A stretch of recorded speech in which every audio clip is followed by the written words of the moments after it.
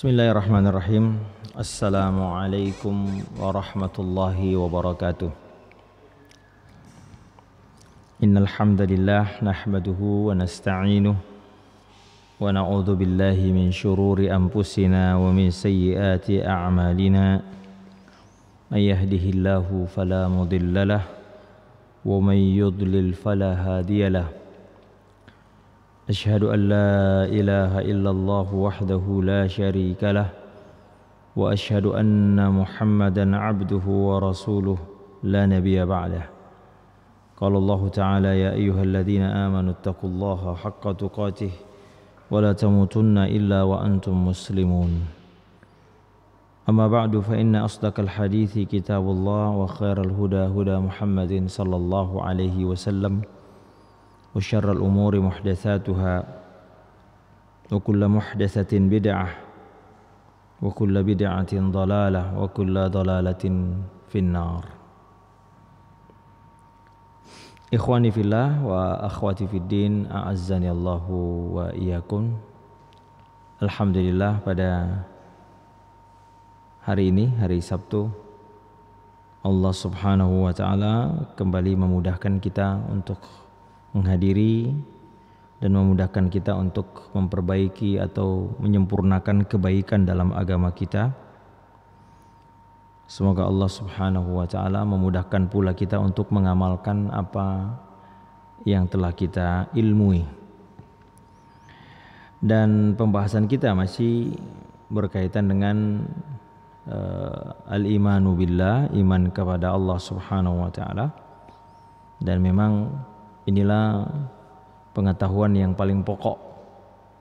Ya, ketika Nabi sallallahu alaihi wasallam ditanya tentang amalan yang afdal, kata beliau al-imanu billah. Ya, amal-amal soleh yang paling mutlak, yang paling baik adalah al-imanu billah, beriman kepada Allah Subhanahu wa taala.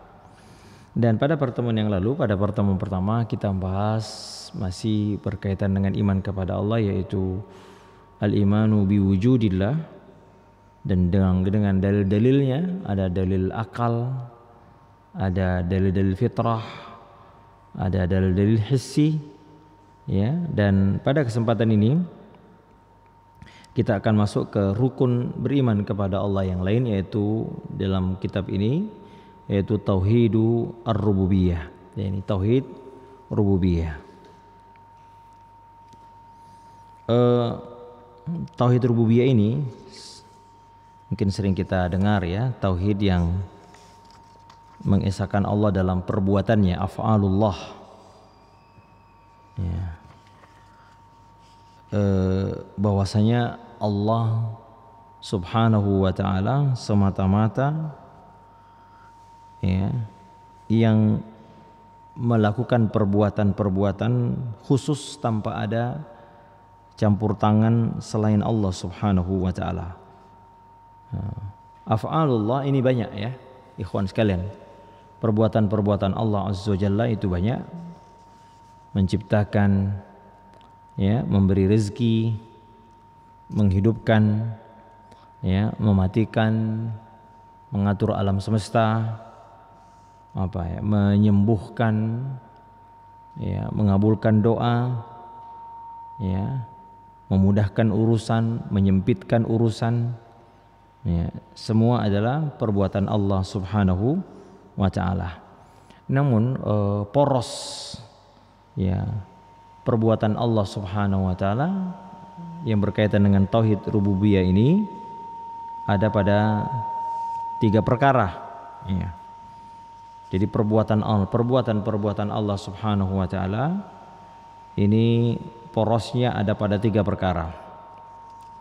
Yang pertama adalah al-khalqu, yaitu Allah Ta'ala menciptakan makhluk dari tidak ada menjadi ada. Ini definisi al-khalqu. Adapun Allah Subhanahu wa taala juga menyandarkan al-khalqu kepada makhluk. Tentu al-khalqu di sini bukan definisi ini, ya. Nah, adapun Allah Ta'ala sebutkan dalam Quran, fatabarakallahu ahsanul khaliqin. Maha suci Allah sebaik-baik khaliqin, dari segala pencipta. Maka orang-orang yang terkena syubhat ini mereka mengatakan berarti ada pencipta selain Allah, karena Allah Ta'ala katakan khaliqin, ahsanal khaliqin. Maka kita katakan adapun kalau kata-kata khalaqah disandarkan kepada makhluk, maka bukan definisi menciptakan dari sesuatu dari tidak ada menjadi ada, tapi perbuatan menciptakan dari manusia jika disandarkan kepada makhluk adalah maknanya merubah tahwil, merubah bentuk ke bentuk yang lain. Ya, misalnya baju, ya, memang betul, ya, kita boleh katakan dia menciptakan baju. Ya, tetapi yang dimaksud menciptakan ini adalah merubah satu bentuk ke bentuk yang lain. Ya, bukan menciptakan sebagaimana definisi menciptakan dari yang tidak ada menjadi ada. Ijadul khalq, ya, minal adami ilal wujud, bukan itu. Namun penciptaan yang dimaksud di sini adalah menciptakan dari tidak ada menjadi ada. Nah, ini pengertian al-khalq. Nah, hadirin yang dimuliakan Allah Subhanahu wa taala, kemudian poros yang kedua, ya, dari perbuatan Allah Subhanahu wa taala adalah al-mulk, yakni kepemilikan, ya, atau bisa juga disebut dengan penguasaan, ya, yaitu Allah tabaraka wa taala adalah esa dalam penguasaan kepada makhluknya, ya, atau esa dalam karena hanya Allah tabaraka wa taala yang menciptakan, maka Allah yang menjadi pemilik, penguasa satu-satunya adalah Allah Azza wa Jalla. Dia yang memiliki, ya, lahu mulku as-samawati wal ard. Maka konsekuensi dari penciptaan maka adalah kepemilikan. Ya, sebagaimana kita kalau memiliki sesuatu, ya. Nah, ini lagi-lagi kepemilikan apabila disandarkan kepada makhluk tentu berbeda dengan pemilikan yang disandarkan kepada Allah Subhanahu wa taala. Seorang atasan memiliki karyawan, nah kepemilikannya terbatas, ya. Kalau manusia memiliki makhluk, makhluk memiliki maknanya memiliki secara terbatas. Seperti barangkali hanya memiliki jasadnya, dia hanya bisa menguasai jasadnya, tidak menguasai hatinya, pikirannya, atau menguasai di saat-saat tertentu ketika dia di depannya, adapun di belakangnya dia tidak bisa menguasai. Nah, ini terbatas. Kemudian yang ketiga adalah pengaturan atau disebut dengan at-tadbir, ya, yakni mengatur, memelihara. Jadi tidak ada yang ikut bersama Allah Azza wa Jalla dalam pengaturan pemeliharaan alam semesta. Semua yang terjadi adalah di bawah aturan Allah Subhanahu wa ta'ala. Nah, oleh karenanya hadirin dimuliakan Allah Subhanahu wa ta'ala,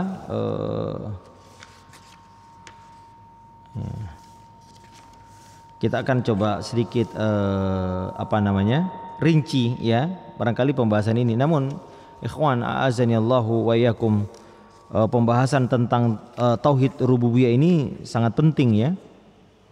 Ya, khususnya karena ikhwan pendalaman tentang makna ar-rububiyah itu banyak sekali urgensinya, ahamiyah. Apa ahamiyah kita memahami dan mengulang-ulang tauhid rububiyah ini, ikhwan? Ya. Di antaranya kata para ulama adalah tauhid rububiyah adalah poros kebahagiaan. Ya. Sumber kebahagiaan. Ya.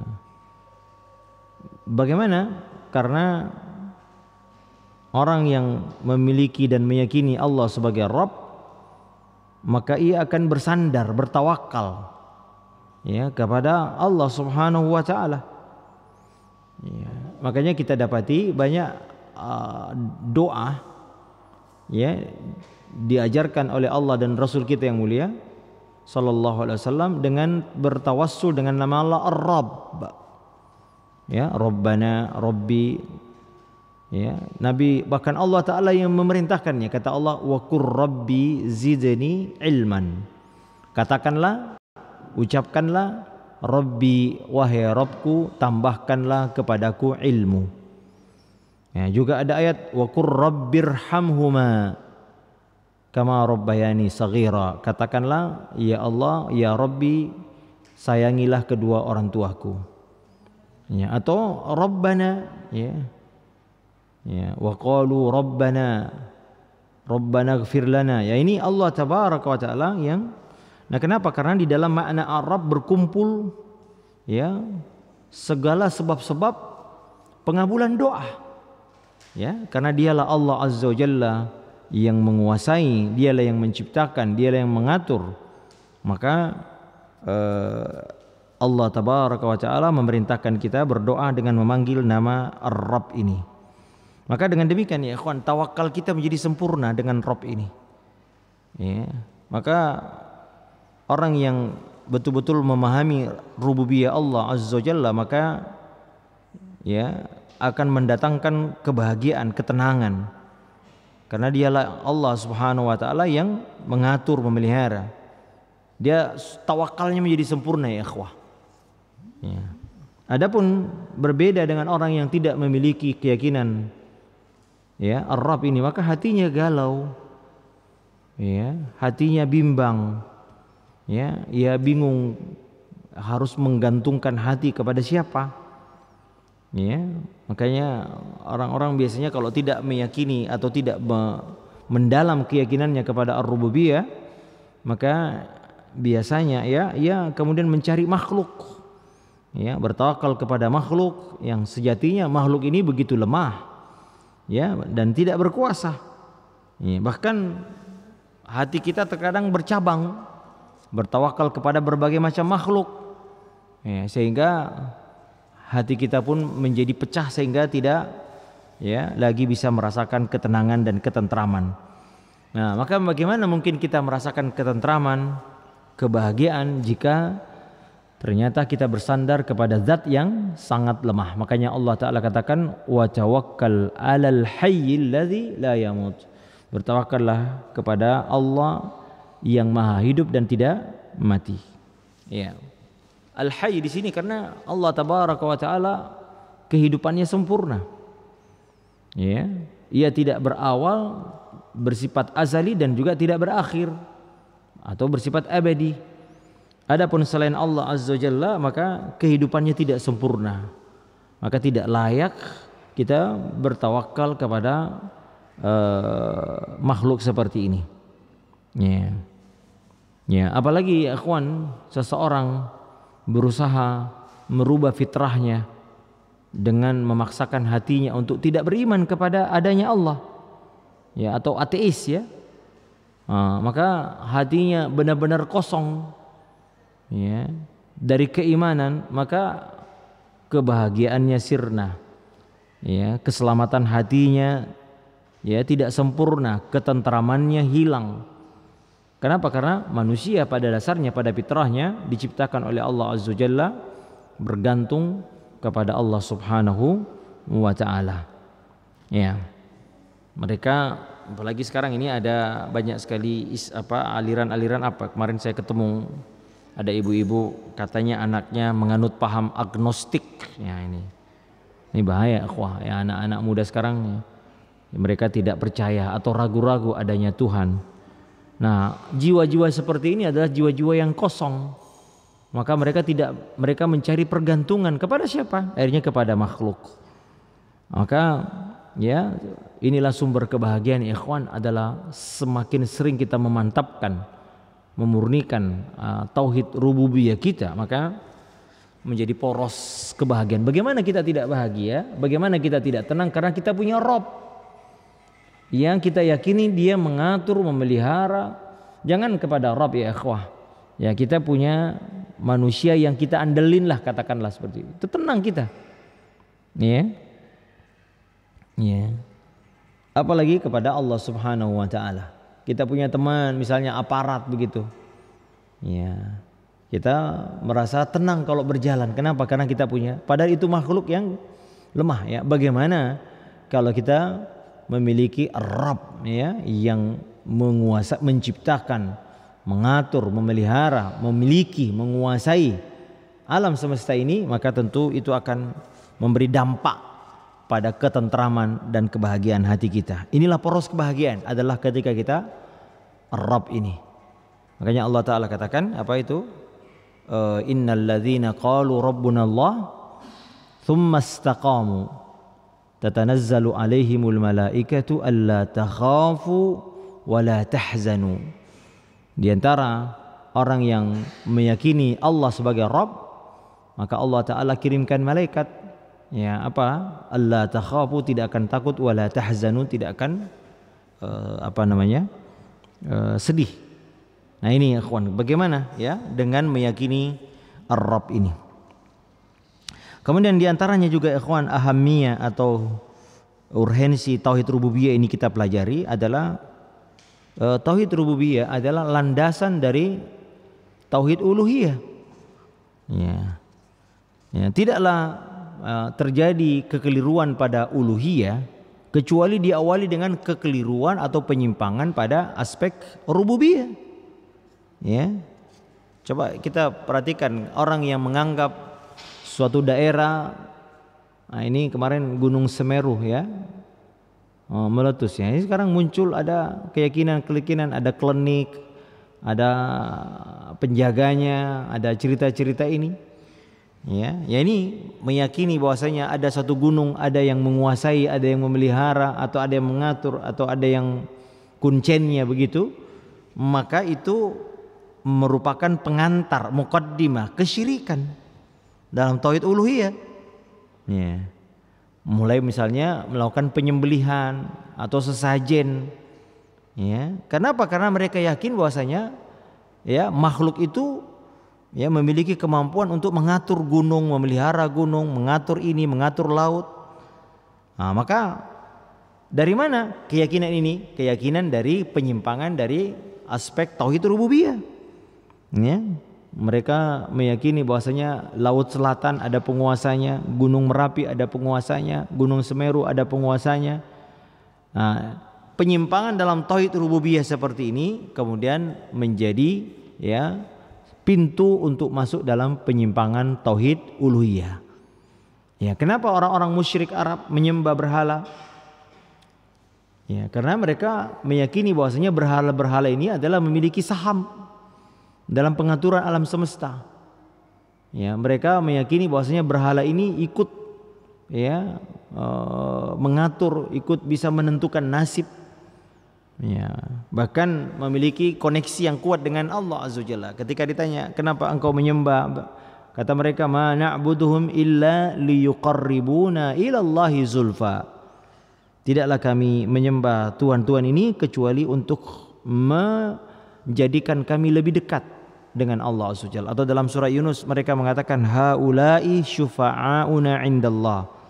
Ya, mereka itu adalah pemberi syafaat kami di sisi Allah Azza Jalla.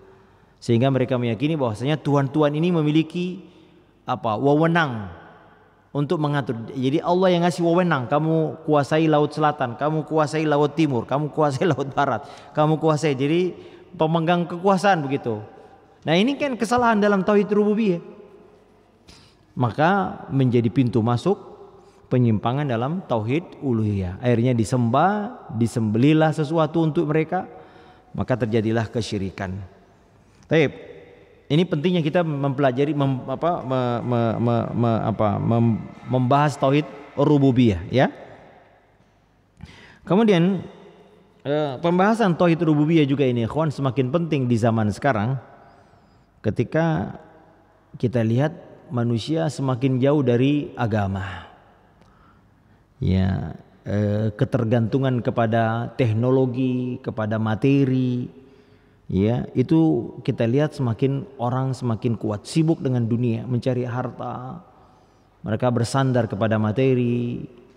Maka Ini seringkali membuat manusia lupa bahwasanya ada Allah Azza wa Jalla, zat yang memberi rezeki, memberi materi, yang mengatur alam semesta ini. Makanya kita dapati ikhwan azanillahu wa yakum, ya, kemajuan teknologi yang dicapai manusia hari ini menyisakan ada lubang kekosongan pada jiwa-jiwa mereka. Ya, mereka menjadi manusia yang sangat materialistik. Ya, kata Allah Azza wa Jalla, ya'lamuna zahiran minal hayatid dunya. Mereka hanya mengetahui perkara-perkara zahir di dunia ini. Wahum anil akhirati hum ghafilun. Adapun mereka ya lalai kepada perkara akhirat. Ya, Imam Hasan Al-Basri ketika mengomentari ayat ini, apa kata beliau? Engkau dapati ada orang tanpa melihat dinar dirham, dia tahu berapa gram. Hanya dibolak-balik begini dia tahu. Ya, ini menunjukkan bagaimana fasihnya mereka, detailnya mereka, rincinya mereka mengenali perkara dunia. Ya, adapun perkara akhirat mereka kosong, nol, zero. Wahum anil akhiratihum ghafilun. Ya, akhirnya apa? Ya, segala sesuatu diukur dengan ukuran-ukuran materi. Bikin proposal, bikin ini, bikin itu, semuanya diukur dengan materi. Bahkan terjadinya bencana juga murni disebutkan sebagai bencana yang murni karena faktor alam. Ya, maka ya kalau misalnya ada tsunami, ada gempa bumi, yang dibahas hanya dari sisi materinya. Ini karena ada lempeng ini, lempeng itu, ini karena ada pergerakan ini, pergerakan itu. Dia lupa bahwasanya ada yang menggerakkan semua itu. Ada pemilik. Gunung Semeru meletus dibahas dengan karena adanya lapa ini. Dia lupa bahwasanya gunung ini punya pemilik. Ada robnya gunung ini. Ya, maka hadirin yang dimuliakan Allah Azza wa Jalla, maka semakin penting kita seringkali ya membahas tentang nama-nama Allah atau perbuatan-perbuatan Allah dari rububiyah untuk mengisi kekosongan ini. Iya. Kemudian juga diantara ikhwan azani Allah wa yakum, pentingnya rububiyah ini adalah ya makin banyaknya muncul pemahaman-pemahaman yang menafikan eksistensi pencipta ya Allah Subhanahu wa taala, mencipta alam semesta ini. Ya. Sudah tadinya saya tidak percaya ya, tapi saya banyak ketemu orang tua yang memiliki anak mulai cenderung kepada pemikiran ateis, atau minimal mereka tidak lagi percaya kepada aturan-aturan agama ya, atau minimal kita katakan mereka meyakini semua agama baik dan semua agama benar. Nah ini ya akhwah, ini sudah mulai ya, maka ini semakin menguatkan kita urgensi untuk mempelajari tauhid rububiyah dan menanamkannya, mengajarkan kepada kaum muslimin, kepada masyarakat betapa pentingnya ya meyakini bahwasanya Allah Azza wa Jalla pemilik, penguasa, pencipta alam semesta ini. Ya, apalagi sekarang syubhat-syubhat ateisme itu banyak menyebar di berbagai ya sarana media, internet yang dibaca oleh masyarakat umum yang celakanya mereka ini tidak punya basic ilmu yang kuat. Ya, memiliki dasar yang kuat tentang agama ini, agama Islam, sehingga ya minimal kita katakan mereka mulai ragu-ragu dengan Islam. Ya, apalagi kita dapati banyak asumsi-asumsi yang miring terhadap agama Islam ini. Taib. Ya, maka hari ini orang mudah berganti-ganti agama, ikhwan. Ini ya, saya banyak kajian di beberapa tempat di Jakarta ini. Ya banyak yang cerita bagaimana keluarganya, adiknya, saudaranya, temannya itu enak berpindah-pindah agama. Ya, berpindah-pindah agama. Jadi maka inilah zaman yang Nabi SAW mengatakan ya, badiru bil a'mal, bersegeralah kalian mengerjakan amal-amal soleh. Fitanan kakita'il lailil muslim, di mana zaman itu akan muncul fitnah seperti datangnya malam yang gelap gulita. Yusbihur rajulu mu'minan wa yumsi kafiran. Ada orang mukmin di pagi hari tapi di sore hari sudah kafir. Au yumsi mu'minan wa yusbihu kafiran, atau sore dia mukmin tapi pagi hari dia kafir. Yabi'u dinahu bi'aradin minad dunya, mereka menjual agama dengan dunia yang sedikit. Nas'alullahu salam wal afiyah. Ini ikhwan ya, jadi kita ini urgensi mempelajari tauhid rububiyah ini. Ya.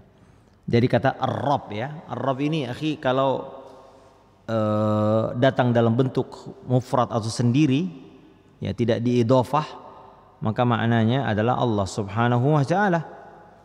Tapi jika dalam susunannya adalah idhofah, maka penggunaan ar-rabb bisa ditujukan kepada selain Allah Azza Jalla. Kalau dia ada idhofah seperti Rabbul Mal, ya, atau seperti perkataan Abdul Muttalib ya kepada Abraha. Apa kata Abdul? Ana Rabbul Ibil, ya, aku adalah Robnya ibil. Itu Rob di sini adalah pemilik. Jadi kalau datang dalam sendiri, menyendiri dalam kalimat, maka secara mutlak itu dimaksudkan adalah Allah Azza Jalla. Adapun jika datang dalam bentuk susunan idhofah ya atau penisbatan, maka penggunaan ar-rabb bisa dimaknai juga untuk selain Allah Subhanahu wa taala. Rabbul bait, rumah, pemilik rumah, ini juga boleh. Tapi hadirin yang dimuliakan Allah Subhanahu wa taala, adapun dalil-dalil al-khalq bisa kita coba lihat ikhwan. Ini penting ya agar kita mempelajari dalil-dalilnya secara rinci ya. Adapun al-khalq ya, banyak sekali. Allahu khaliqu kulli syai' wa huwa ala kulli syai'in wakil. Dalam surah Az-Zumar Allah katakan Allah pencipta segala sesuatu. Ya. Juga ada kalimat hal min khaliqin ghairullah, apakah ada pencipta selain Allah? Yarzuqukum minas sama'i wal ard, yang menciptakan, memberi rezeki dari langit dan bumi. La ilaha illahu, tidak ada ilah yang berhak selain Allah. Ya. Itu secara umum ya. Adapun dalil-dalil secara spesifik banyak ya. Ya, misalnya khalaqal azwaja kullaha mimma tumbitul ard, dialah Allah yang menciptakan tumbuh-tumbuhan secara berpasangan. Ya, jadi semua apa yang Allah tumbuhkan di bumi ya, wa min anfusihim, dan pada jiwa-jiwa manusia itu Allah taala jadikan pasang-pasangan. Ya, kemudian juga wal an'ama khalaqaha, dialah yang menciptakan binatang ternak, hewan gitu. Ya, lakum fiha dif'un. Ya, ada manfaatnya, diantaranya dif'un, yakni bulu yang menghangatkan. Ini Allah taala sebutkan. Wa minha ta'kulun, diantara hewan itu ada yang kau makan. Ini apalagi Allah menciptakan manusia banyak banget. Khalaqal insana min salsalin kal fakhar, Allah menciptakan, bahkan Allah taala menyebutkan penciptaan manusia dengan detail, mulai dari tanah, saripati tanah, lalu kemudian saripati air, ya, lalu menjadi daging, lalu menjadi segumpal darah, lalu menjadi daging, lalu sempurnakan. Ini semua ya menunjukkan kekuasaan Allah. Juga Allah menciptakan jin, wa khalaqal jannah mim marijim min nar, dialah Allah menciptakan jin dari api yang menyala-nyala. Ya. Jadi inilah ya diantara konsekuensi tauhid rububiyah adalah meyakini bahwasanya tidak ada pencipta selain Allah Subhanahu wa taala. Ya, bahkan Allah taala menantang ya siapapun ya, adakah yang bisa menciptakan makhluk yang kecil, seperti misalnya Allah tabaraka wa taala menyebutkan tentang lalat. Lalat ini masya Allah, ini banyak lalat ya. Ya, kata Allah azza wajalla, daraballahu mathalan, ya ayuhan nas, kata Allah, wahai manusia, duriba masalun fastami'u lah, ya telah dibuat perumpamaan maka dengarkan baik-baik. Ya, innal ladzina tad'una min dunillah lai yakhluqu dzubaba, sesungguhnya yang kalian seru, yang kalian ibadahi selain Allah sama sekali tidak bisa menciptakan seekor dzubaban, lalat. Ya. Walau ijtami'u lahu, walaupun semua sesembahan itu berserikat, berkumpul, bersatu, ya. Wa iyas, bahkan bukan hanya menciptakan, ya. Wa iyaslubuhumuz dzubabu syai'a la yastankidhuhu minhu. Ya, bahkan bukan hanya, jangankan menciptakan, kalau ada lalat yang mengambil sesuatu dari dia, dari makanan, ada lalat hinggap ke kita, Pak. Kita lagi makan roti, diambil, kemudian dia pergi, maka la yastankidhuhu, mereka tidak bisa merebutnya kembali. Ya. Jadi jangankan menciptakan, ngerebut aja nggak. Ini lalat kalau sudah terbang susah. Mungkin kita bisa ambil, tapi kata sebagian orang, Allah Ta'ala alam, lalat itu kalau sudah makan sesuatu segera berubah menjadi zat yang berbeda dengan yang dia makan. Jadi percuma kita tangkap lalatnya, mau diambil lagi nggak bisa. Ya, maka Allah katakan dha'ufat talibu wal matlub, sungguh lemah yang menyembah dan lemah pula yang disembah. Jadi sesembahan kita ya tidak bisa menciptakan apapun. Juga dalam surah Luqman Allah Ta'ala ketika menggambarkan penciptaan langit tanpa tiang, ya, dengan bumi yang dihampar, Allah Ta'ala katakan hadza khalqullah fa'aruni madza khalaqu alladzina min dunihi. Inilah ciptaan Allah, tunjukkan, kata Allah, mana ciptaan mereka yang mereka sembah selain Allah Azza Jalla. Ya. Dan ayat-ayat yang lain, ya. Ini ayat. Jadi Allah Ta'ala menantang siapa yang bisa menciptakan. Jadi teknologi perkembangan ilmu pengetahuan hari ini, ya, kita katakan sangat luar biasa, tapi ada satu perkara yang mereka tidak akan mampu, yaitu apa? Menciptakan ruh kepada apa yang mereka ciptakan. Bikin robot ini, bikin itu. Tapi satu hal yang mereka tidak bisa adalah menghidupkan atau mendatangkan ruhnya. Naam. Kemudian poros rububiyah yang kedua, ikhwah, adalah al-mulku, atau kepenguasaan atau kepemilikan. Dalil umumnya banyak, ya. Tabarakalladzi biyadihil mulk, Maha suci Allah yang di tangannya kerajaan, ya, atau kepemilikan langit dan bumi. Ya. Banyak sekali, ya. Lillahi mulkus samawati wal, Allah Ta'ala pemilik langit dan bumi. Ya, banyak ayat ini. Adapun secara spesifik misalnya, ya, Allah Ta'ala katakan ammay yamlikus sam'a wal absar, siapakah yang memiliki pendengaran dan penglihatan. Nah, ini juga menunjukkan bahwasanya pendengaran dan penglihatan adalah milik Malikin Nas, ya, raja atau pemilik, penguasa manusia. Nah, ini menunjukkan bahwasanya juga ada, Allah Ta'ala sebutkan di dalam Al-Quran, apa itu? Ya, ma yamlikuna min qitmir, makhluk-makhluk itu tidak bisa menguasai atau memiliki walaupun setipis kulit ari. Ya, kitmir itu, ikhwah, adalah kalau kita buka kurma lalu ambil bijinya. Nah, biji kurma ini ada kulit yang sangat tipis, warna bening, ya. Itulah namanya kulit ari. Ya. Ya, ini. Ya, yang bahkan setipis itu pun Allah menantang, apakah mereka mampu menciptakan atau memiliki? Ya. Maka kita ini hanya bisa menanam, ya, itu pun bijinya diciptakan Allah, tanahnya ciptaan Allah, air juga ciptaan Allah, ya. Maka semua ini hakikatnya milik Allah Azza Jalla. Maka itu sebabnya, ya, ketika kita kehilangan sesuatu atau mendapatkan musibah, maka kita menghadirkan ini, inna lillahi wa inna ilaihi rajiun, agar kita sadar dan yakin bahwasanya kita ini bukan pemilik, tetapi pemilik sesungguhnya adalah Allah Azza Jalla. Makanya di antara doa takziah yang sesuai dengan as-sunnah, apa? inna lillahi ma akhadha wa lillahi ma a'ta faltahtasib faltasbir wal tahtasib. Ya, maka kata Nabi, sesungguhnya milik Allah apa yang dia ambil dan milik Allah apa yang dia beri. Ya, nah, maka semua ini tidak ada pemilik, ini semuanya adalah milik Allah Azza wa Jalla.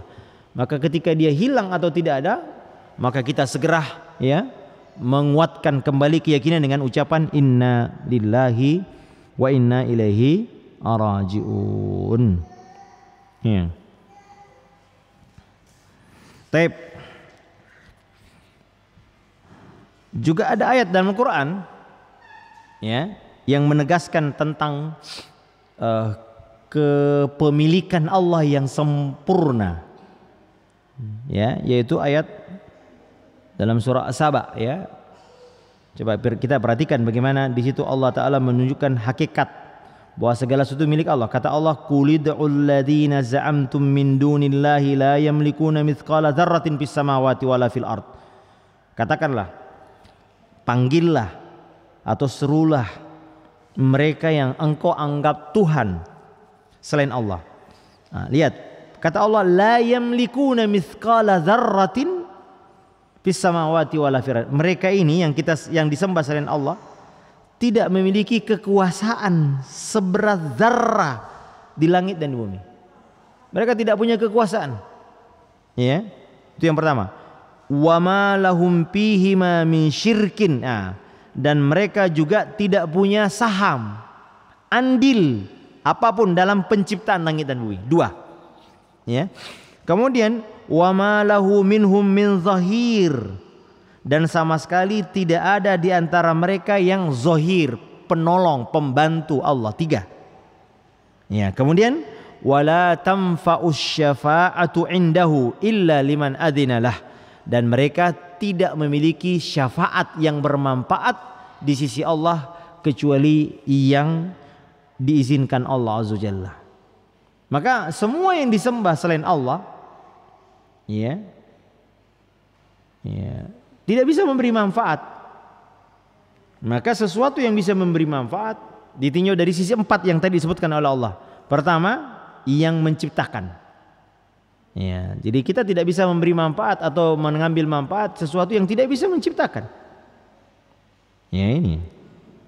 Ya, itu tadi, la yamlikuna mithqala dzarratin. Bagaimana mereka kita sembah, ya, atau ingin mengambil manfaat, tolak bala atau mengambil manfaat, sementara sebiji zarrah pun dia tidak bisa kekuasai. Nah itu ya, itu dalil yang pertama, lemahnya sesembahan selain Allah Azza Jalla. Kemudian di sini sebutkan apa? Wa ma lahum fihi ma min syirkin. Ya, mereka tidak memiliki saham atau andil ya dalam semesta ini. Tidak ikut menciptakan alam semesta, ya. Ya. Tapi sekiranya memiliki saham dalam kepemilikan, maka mungkin kita katakan penyembahan kepada mereka berdasar. Ini enggak. Saham pun enggak.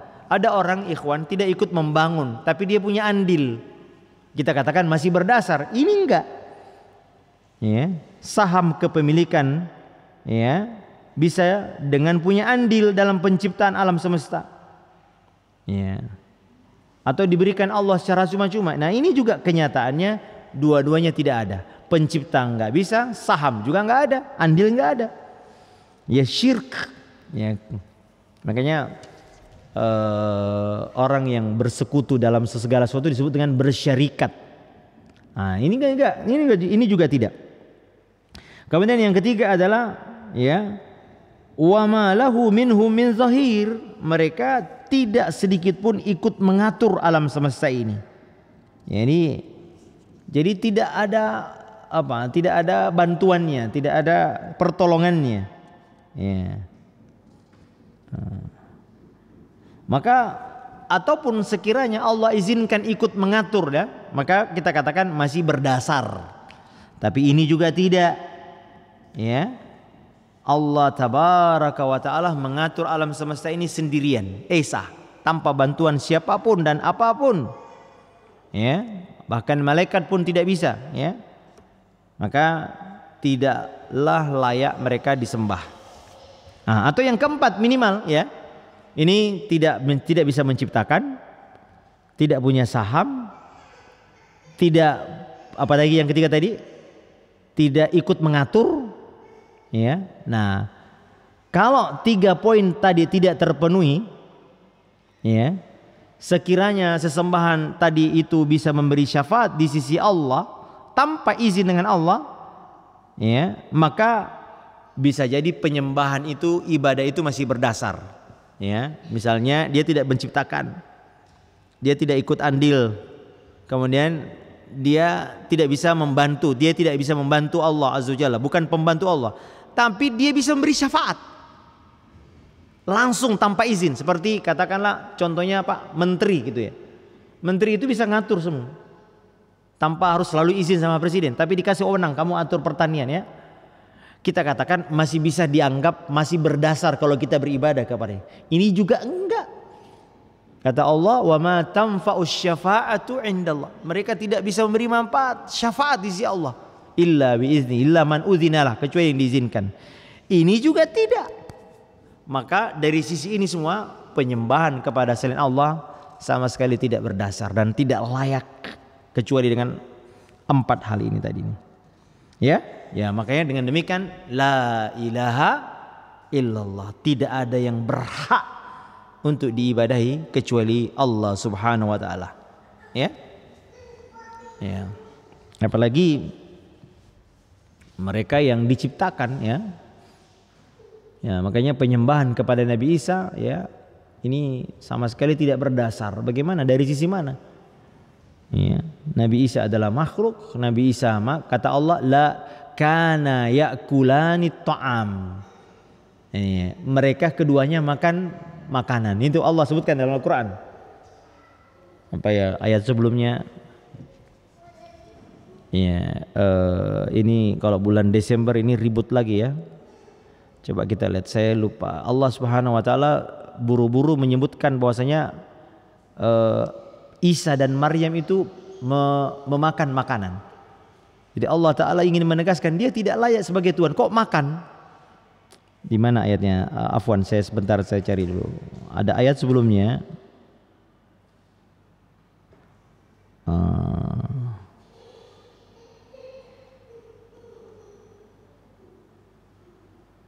Oh ini dia.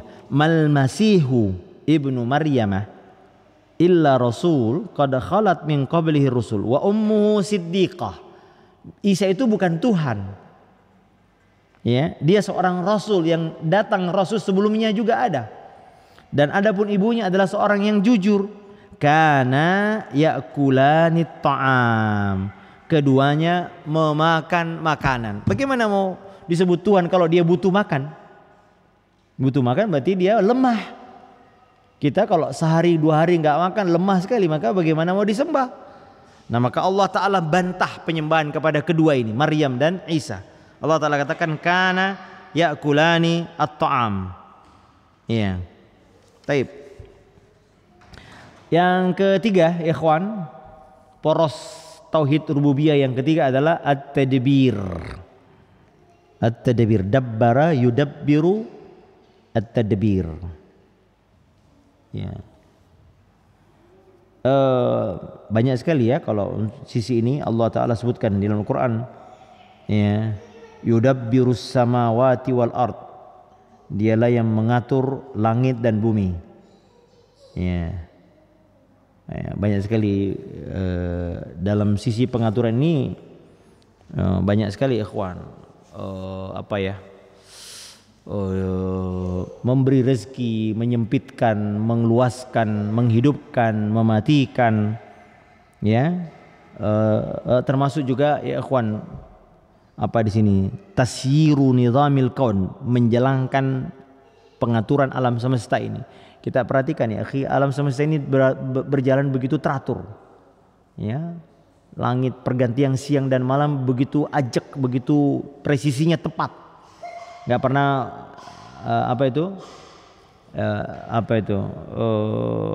dalam surah Yasin kata Allah, lasyamsu yambagi laha an tudrikal qamar walal lailu sabiqun nahar wa kullum fi falakin yasbahun. Kata Allah, tidaklah mungkin matahari mendahului bulan dan malam juga tidak bisa mendahului siang.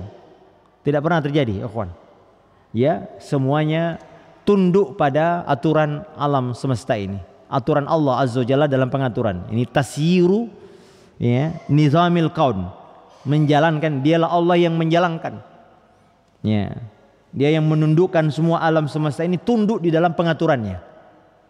Ya, makanya ada satu nabi di Bani Israel pernah berperang, di mana waktu itu ada aturan kalau maghrib perang selesai. Ini ya, perang di tempo dulu ya, kalau sekarang 24 jam ya.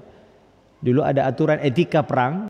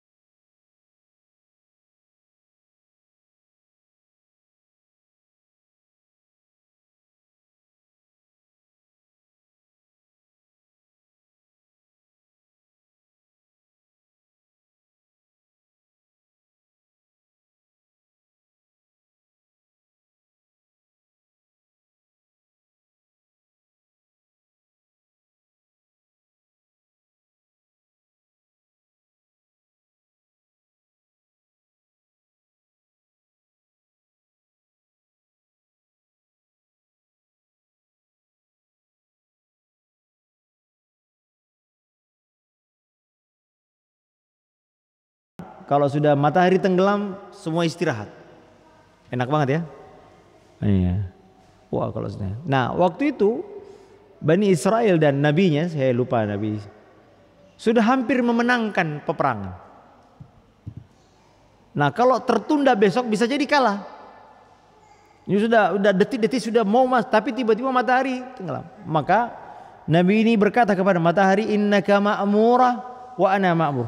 Engkau makhluk yang diperintah dan aku juga diperintah.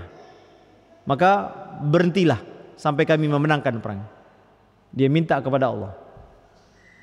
Ya ini ya. Bukan, makanya kata Allah Azza Jalla, ya, dialah Allah yang menundukkan langit dan bumi dan matahari, rembulan, jangan kau sujud kepada mereka. Nah ini. Tapi hadirin belakang Allah Azza Jalla, jadi Allah Ta'ala atau boleh, kalau boleh menggunakan bahasa yang sangat enak didengar, itu Allah yang ngurus semua makhluk. Ya, jangankan matahari, ya kita yang kecil ini, bumi, semua ini diurus oleh Allah Azza Jalla. Dan Allah Ta'ala mengurus detail. Ya, tidak seperti sangkaan orang-orang filsafat ya, kalau saya tidak salah. Orang-orang filsafat atau orang-orang Mu'tazilah ya, saya lupa. Mereka meyakini bahwasanya Allah Ta'ala hanya mengetahui perkara-perkara yang mujmal. Ya. Mereka mengatakan Allah tidak mengurusi dan tidak mengetahui perkara-perkara yang rinci. Ya. Tidak, kita katakan Allah Tabaraka wa Ta'ala pengurusannya sampai kepada yang detail dan rinci. Ya. Seperti ya, kalau raja, presiden hanya mengatur yang global, Pak. Ya, dia tidak mengatur yang detail-detail bagaimana jalan ini, bagaimana ukurannya, berapa semennya, enggak.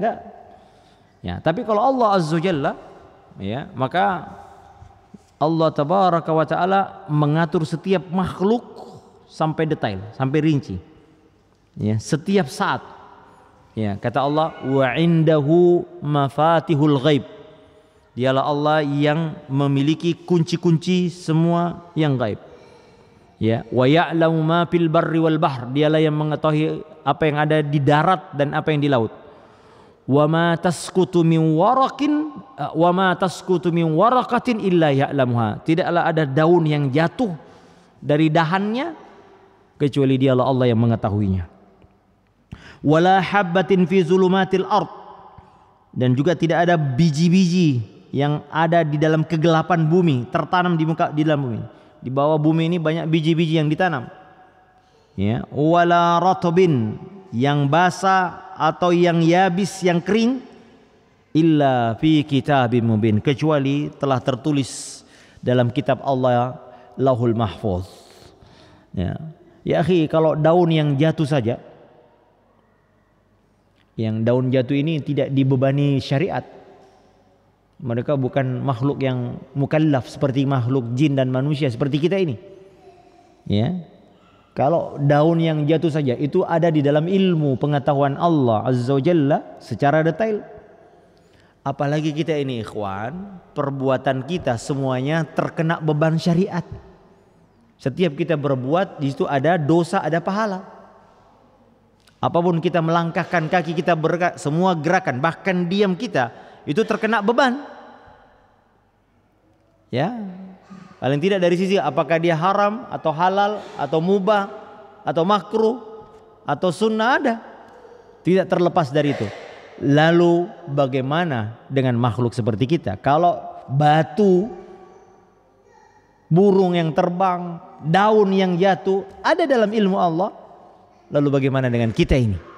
Ya, ya. Apa man huwa qaimun ala kulli nafsin bima kasabat. Kata Allah, apakah Tuhan yang menjaga setiap diri terhadap apa yang diperbuatnya? Dialah Allah yang mengurusi diri kita ini dengan semua perbuatan kita, diurus, diatur oleh Allah Subhanahu wa ta'ala. Ya, makanya kalau kita yakin dengan ini, akhi, ya masya Allah, ini membuat tadi saya katakan kita tentram. Allah yang ngatur, tidak ada yang ngurus kita. Kita ini kecil, makhluk yang kecil banget. Itu Allah urus, mudah bagi Allah mengurus kita. Matahari yang besar aja diurus oleh Allah. Lalu bagaimana dengan kita? Ya, taib. Ya. Memang pengaturan Allah Azza wa Jalla ini ada yang para ulama membagi, ada pengaturan secara umum, rububiyatul ammah. Ya. Jadi Allah mengatur semua alam semesta secara detail. Nah, ada yang dimaksud dengan ar-rububiyatul khassah. Ya, pengaturan secara khusus. Nah, ini Allah tabaraka wa taala memberi perhatian atau pengaturan atau pengurusan secara khusus yang merupakan bentuk tambahan, ya, dan spesifik kepada hamba-hamba yang Allah pilih dan kehendaki yang spesifik pula. Siapa mereka? Orang-orang yang beriman, orang-orang yang para wali-walinya, ya, para nabi dan rasul diatur, diurus, dipelihara oleh Allah Azza wa Jalla. Ya, ya, makanya Allah Ta'ala katakan kepada Musa, ya, la takhaf, ya, jangan takut, sesungguhnya aku mendengar dan melihatmu. Saya lupa ayatnya, ya. Ya, makanya Allah Ta'ala katakan faulqiyas saharatu sajidin, semua tukang sihir itu sujud kepada Allah Azza wa Jalla. Qalu, nah lihat ya, amanna bi rabbil alamin rabbi Musa wa Harun. Tukang sihir menyebut yang umum dulu, Allah yang menguasai langit dan bumi, dan juga Robnya Harun dan Musa. Jadi menyebutkan yang umum dulu, kemudian yang khusus. Bukankah Musa dan Harun adalah alamin? Apa itu pengertian alam? Semua selain Allah itu adalah alam. Tapi mereka menyebutkan yang umum, lalu kemudian yang khusus. Nah, Allah mengatur semua ini semestanya, tapi juga Allah Ta'ala mengurusi manusia atau hamba-hambanya yang khusus dengan perhatian yang khusus, terutama orang-orang beriman, ya, ya, orang-orang beriman, ya, hamba-hamba seperti Nabi Musa, Nabi Harun, ya. Oh ya, ini apa kata Allah Azza wa Jalla kepada Musa dan Harun? Berangkat dakwahi Fir'aun, ya, la takhafa, jangan kau takut, ya, berdua jangan kau takut, innani ma'akuma asma'u wa ara, aku bersama kalian berdua, aku mendengar dan aku melihat. Jadi Allah membersamai mereka secara khusus. Ya, secara umum kita katakan Allah Ta'ala mengatur, menguasai, mengurusi semua makhluknya. Tapi ada hamba-hamba khusus yang Allah Ta'ala beri perhatian khusus. Siapa mereka? Adalah hamba-hamba yang dia pilih dari hamba-hamba yang ia cintai dan dia ridhai. Ya, maka ya akhi, berusahalah kita ini agar menjadi hamba yang diurus oleh Allah secara khusus. Siapa mereka? Yang beriman dan beramal amal soleh. Ya, ya. Taib hadirin yang dimuliakan Allah Subhanahu wa taala, dan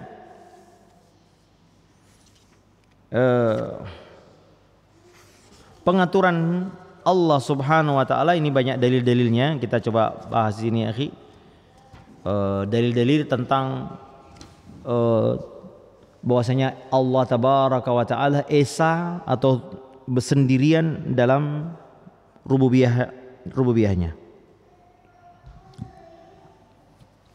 Apa saja ikhwan a'azani Allah wa iyyakum? Pertama, dalil tentang tauhid rububiyah, yaitu keesaan Allah dalam 3 perkara tadi: menciptakan, memiliki, mengatur. Ya, para ulama mengklasifikasikan bisa secara umum dalilnya ada 2. Yang pertama adalah dalil fitrah. Nah, kemudian nanti ada dalil akal. Ya. Dan ini metodenya Syekh Abu Bakar Al-Jazairi rahimahullah dalam ketika menulis kitab Minhajul Muslim ini. Selalu ada dalil dalil akal atau dalil nakal, akal nakal. Ya. Taib, apa saja secara fitrah menunjukkan bahwasanya ya Rabb yang mengatur alam semesta ini adalah Esa sendiri. Ya. Fitrahnya dari mana? Secara umum kondisi manusia kalau sedang genting, ya, maka fitrahnya mereka hanya menyeru kepada Tuhan yang Maha Esa. Ya. Mereka hati ini tidak mencari hati yang berbilang, mencari Tuhan yang berbilang, tapi hati secara fitrah akan mencari pada satu kekuatan yang maha besar, dan itu Esa tunggal. Makanya kita dapati ikhwah, agama-agama yang meyakini banyak Tuhan, tapi ternyata mereka menetapkan ada Tuhan yang paling top. Nah itu dia. Itu fitrahnya. Ada dewa ini, ada dewa ini, ada dewa ini, ada dewa itu, tapi ada satu Tuhan yang mereka anggap top. Itu fitrah. Makanya Nabi Ibrahim alaihi salam ketika menghancurkan patung-patung, ya, dia menyisakan satu patung, Pak. Patung mana yang dia sisakan? Sebentar, di mana ayatnya ya?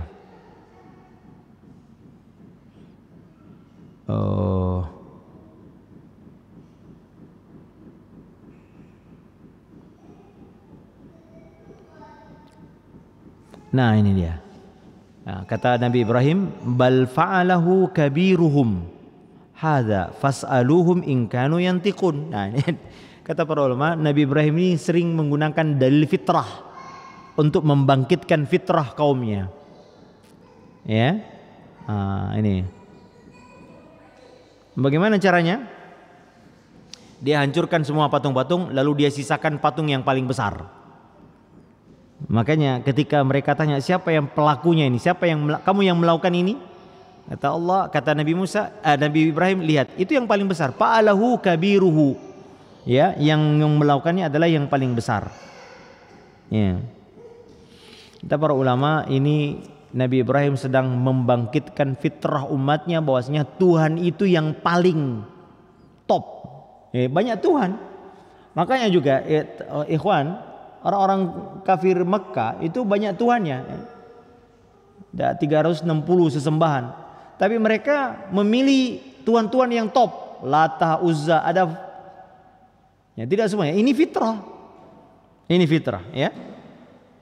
Ya, makanya Allah Ta'ala katakan, fa idza rakibu fil fulki da'ullaha mukhlishina lahuddin Kata Allah Azza wa Jalla, orang-orang kafir ini kalau sedang dalam kandang genting di atas lautan, maka mereka hanya menyeru Allah mukhlisin, murni Allah. Mereka lupa semua sesembahannya.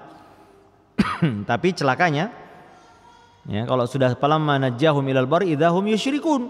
Kalau sudah selamat sampai di daratan, mereka kembali melakukan kesyirikan. Jadi ini fitrah. Ya. Ini fitrah. Juga keesaan Allah ditunjukkan ketika Nabi Yusuf mendakwahi penghuni penjara. Kata Nabi Yusuf, "Arbabum mutafarriquna khairun amillahil wahidil qahhar." Ini Nabi Yusuf sedang membangkitkan fitrah kaumnya.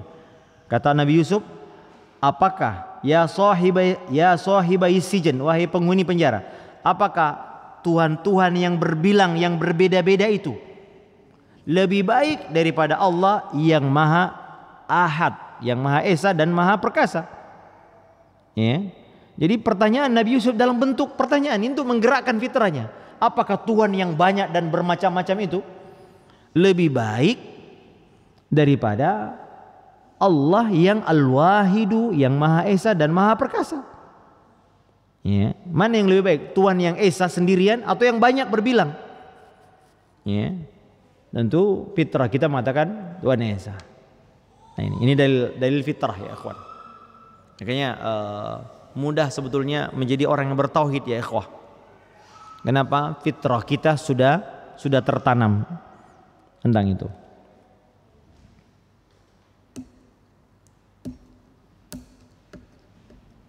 Baik. Kemudian dalil akal ya, ini banyak sekali Allah Subhanahu wa taala menyebutkan pendalilan secara akal dari Al-Qur'an, menunjukkan bahwasanya esanya Allah dalam penciptaan, pengaturan dan kepemilikan ini. Ada beberapa ayat yang menggerakkan akal kita untuk meyakini bahwasanya Allah esa dalam rububiyahnya. Apa itu? Dalam surah Al-Mu'minun ayat 91. Itu Allah Ta'ala sebutkan. Mattakhadallahu min waladin wa ma kana ma'ahu min ilahin idzal la dhahaba kullu ilahin bima khalaqah. Ini Masya Allah. Allah sekali-kali tidak punya anak. Ini bulan Desember ini begini lagi ya. Sekali-kali kata Allah, wa ma kana ma'ahu min ilahin.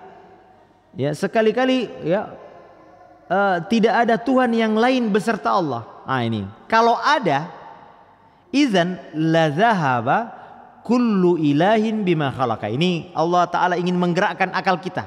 Kalau memang ada Tuhan selain Allah, tentunya Tuhan-Tuhan itu akan membawa makhluk ciptaannya masing-masing. Jadi yang Tuhannya pemilik, ya, dia yang menciptakan misalnya pohon, ya mari pohon sini sama saya. Yang menciptakan burung enggak, ini ternyata enggak kan? Ya. Atau paling tidak wala ala ba'duhum ala ba'din, atau sebagian Tuhan itu akan mengalahkan Tuhan-Tuhan yang lain. Coba nih Allah Ta'ala menggerakkan akal kita untuk meyakini bahwasanya kalau memang Tuhan banyak. Ini sini kita lihat ya. Ini ayat ini jelas ya ikhwan, menunjukkan tauhid rububiyah, tunggalnya, esanya pencipta. Sisi pendalilannya mana? Ya, ini menunjukkan Nabi Isa bukan Tuhan, Maryam bukan Tuhan. Ya, Allah tidak punya anak. Ya, sebab jika ada beberapa konsekuensi secara logik, secara akal yang tidak mungkin diterima. Ya, oke, kita lihat kalau banyak Tuhan pencipta, pemelihara, pengatur. Ada dua. Yang pertama, kata Allah, la zahaba kullu ilahin bima khalaqah. Masing-masing Tuhan akan membawa makhluk yang ia ciptakan. Ya, ini tidak terjadi. Kita lihat alam semesta ini harmonis. Alam semesta ini satu. Tidak pernah ada pertentangan. Ya, kalau kita lihat Pak, Masya Allah, alam ini begitu saling bergantung, apa namanya dulu kita dalam saling ekosistem. Ya, ada ya Allah Taala menciptakan secara integral, ini makan ini, apa namanya itu, mutualisme. Apa dulu di pelajaran biologi, ular dimakan gagak apa begitu terus ya, tikus begitu. Jadi ada satu simbiosis ya, maafkan saya nggak tahu, saya nggak pernah belajar, yaitu simbiosisme. Nah, jadi kita lihat tidak ada perpecahan di antara makhluk ini, ya, sampai masuk ke tenggorokan. Jangan jauh-jauh deh, di sini aja. Kalau misalnya manusia ini ada banyak Tuhan yang menciptakan, ini trouble Pak. Ya, mulai dari gigi sudah banyak tuh, ada gigi kita ini. Coba lihat ya, bagaimana Allah Taala menciptakan gigi tumbuhnya di tempat yang sama, tapi kok beda-beda bentuknya. Subhanallah, lihat ini. Ya, kemudian ada air liur, kemudian ada lidah, kemudian tenggorokan. Masya Allah, ini sudah rapi ya. Ini tidak mungkin terjadi. Nah, ini tidak terjadi. Atau paling tidak, konsekuensi kedua, ya, asumsi kedua yang muncul kalau misalnya Tuhan banyak, pencipta banyak, adalah mereka akan saling mengalahkan. Berantem tuh, ada 5 Tuhan berantem. Baik ya. Ya. Maka pasti ada yang Tuhan yang kalah dan ada yang menang. Ya. Maka ya ini tidak mungkin. Jadi ada beberapa konsekuensi, misalnya kalau banyak Tuhan ya. Pertama, Tuhan itu saling menguasai. Ya, dan ini tidak mungkin, dua hal yang kontradiksi. Ya. Masa menguasai dan dikuasai dalam satu waktu, nggak mungkin. Yang kedua, Tuhan itu tidak saling menguasai. Nah, ini juga tidak mungkin karena Tuhan ini lemah. Ini nggak punya kudrah, sama-sama lemah, tidak mungkin. Yang paling mungkin apa ikhwah? Ada satu Tuhan yang berhak disembah dan dialah yang mengalahkan Tuhan-Tuhan yang lain. Ini yang terjadi. Ya. Maka yang berhak Tuhan, yang berhak menjadi ilah hanya satu, yaitu Allah Subhanahu wa Ta'ala. Nah, ini yang dalil secara akal ya ikhwan. Ya. Kemudian firman Allah yang lain tentang akal ini, Allah Ta'ala sebutkan dalam surah Al-Anbiya ayat 22. Kata Allah, "Lau kana fihima alihatun illallah lafasadata. Fasubhanallahi rabbil arsy amma yasifun." Kata Allah, sekiranya di langit ini ada 2 Tuhan selain Allah, tentulah ya keduanya telah rusak dan binasa. Jadi alam semesta ini akan chaos Pak kalau ada Tuhan yang banyak. Ya. Jadi logikanya ikhwan, jika ada katakanlah 2 Tuhan, masing-masing memiliki tindakan yang sama, ya, maka tidak mungkin keduanya menghasilkan sebuah ya hasil yang sama. Ya, 2 pelaku yang sejenis memunculkan satu perbuatan, sama-sama ingin menciptakan. Kita tidak bisa melihat siapa yang pencipta aslinya. 2 pemain menendang bolanya sama, kita nggak bisa memastikan siapa yang menggolkan.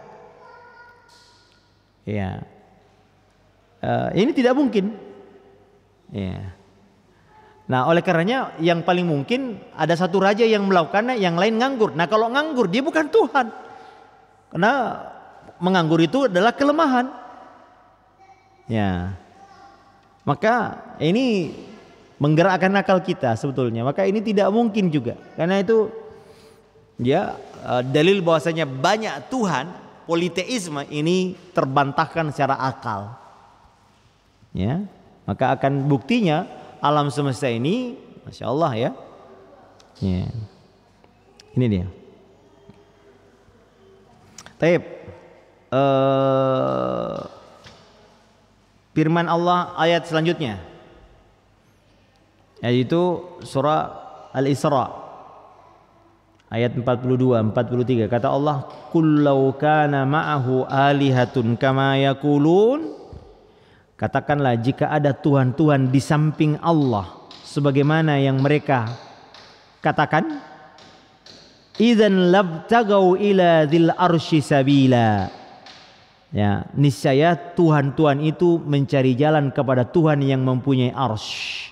Subhanahu wa ta'ala amma yaquluna uluwan kabira. Ya, maha suci Allah atau maha tinggi Allah dari apa yang mereka katakan dengan ketinggian yang sebesar-besarnya. Dari mana sisi pendalilan ayat ini, ikhwah? Coba perhatikan bagaimana Allah Ta'ala memberikan kita dalil yang mudah bagi kita untuk kita pahami. Maksudnya, jika benar memang ada Tuhan-Tuhan selain Allah bersama Allah, ya, maka mereka akan saling berebut untuk menguasai. Ya. Mereka akan saling berebut untuk menguasai. Maka ya, sama tadi ayat yang tadi kita sebutkan dalam surah Al-Mu'minun ayat 91 ya. Ya. Ya. Maka tidak mungkin kalau saling menguasai dan mereka akan membagi teritorial, ini tidak mungkin, tidak terjadi. Tuhannya orang Arab, Tuhannya orang Afrika, ini tidak terjadi. Ya. Nah, yang terjadi adalah yang paling mungkin adalah hanya satu yang berhak dan itulah yang menguasai semua makhluk, dan itulah Allah Subhanahu wa ta'ala. Jadi sisi pendalilannya sama. Adapun Ibnu Taimiyah rahimahullah mengambil pendalilan dari ayat ini dengan dalil yang lain. Nah, ini bagus, menarik beliau.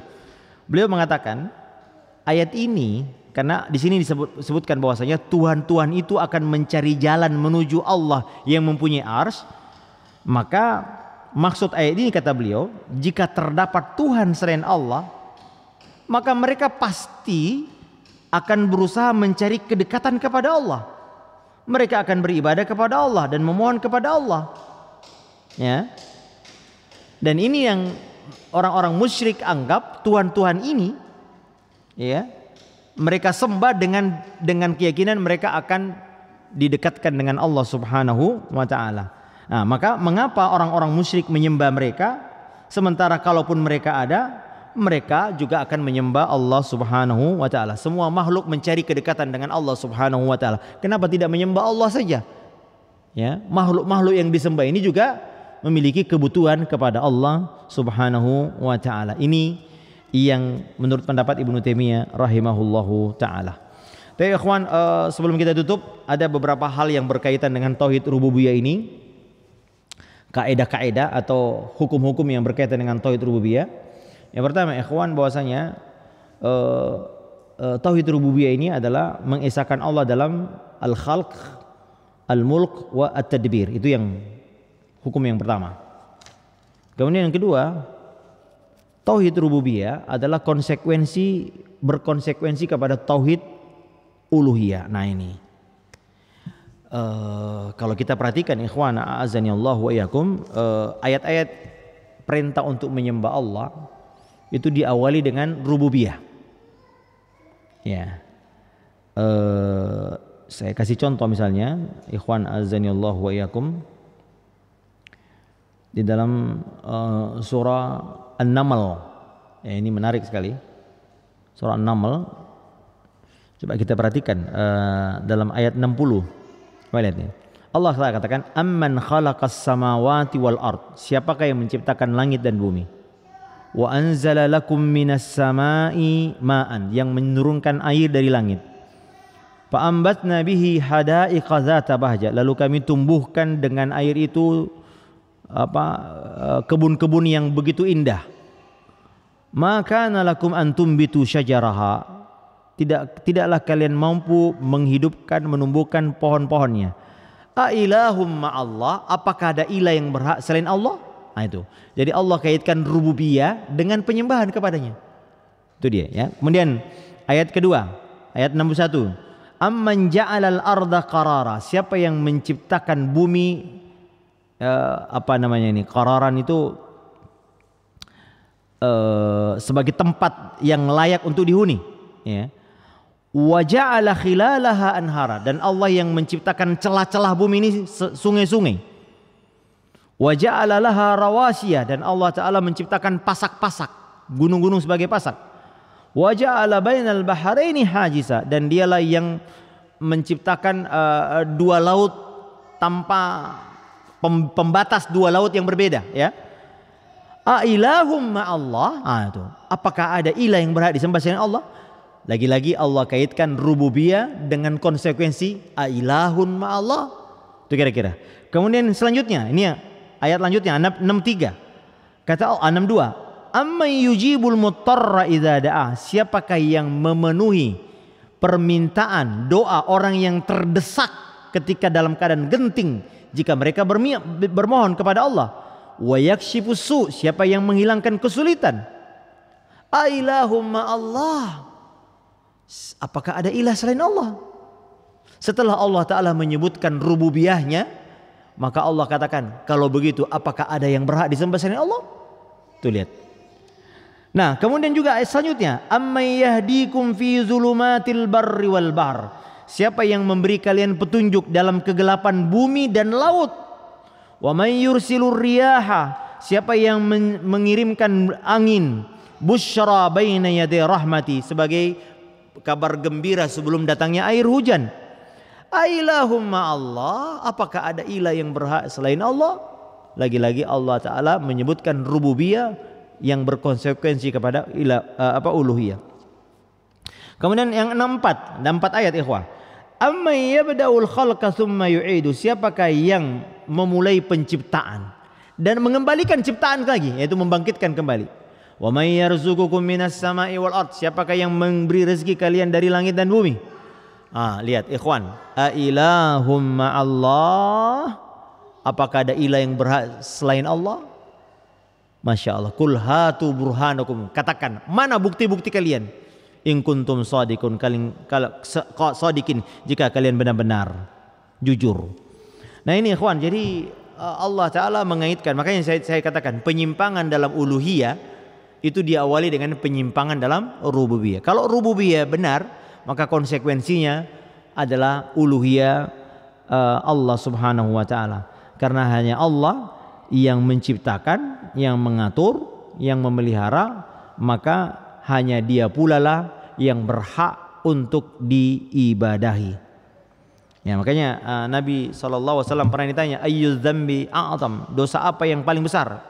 Kata Nabi SAW, antaja'ala lillahi niddan wa huwa khalaqaka, yaitu engkau menyekutukan Allah padahal dialah Allah yang menciptakanmu. Lihat, ya, Allah Ta'ala mengatakan, Nabi mengatakan engkau menyekutukan Allah, musyrik, padahal Allah yang menciptakan engkau. Jadi Nabi SAW mengatakan tidak layak engkau menyekutukan Allah sementara Allah yang menciptakanmu. Konsekuensi dari penciptaan Allah kepada kita, maka dialah yang berhak disembah. Nah kalau kita lihat ya ikhwan, apa yang disembah selain Allah Pak sekarang hari ini? Banyak. Nabi Isa disembah. Apakah dia bisa menciptakan? Tidak. Dewa-dewa disembah. Apakah dia bisa menciptakan? Dia dulu makhluk. Jin-jin disembah. Semua patung disembah. Apakah mereka menciptakan? Tidak. Karena tidak ada yang berhak disembah selain Allah Subhanahu wa Ta'ala.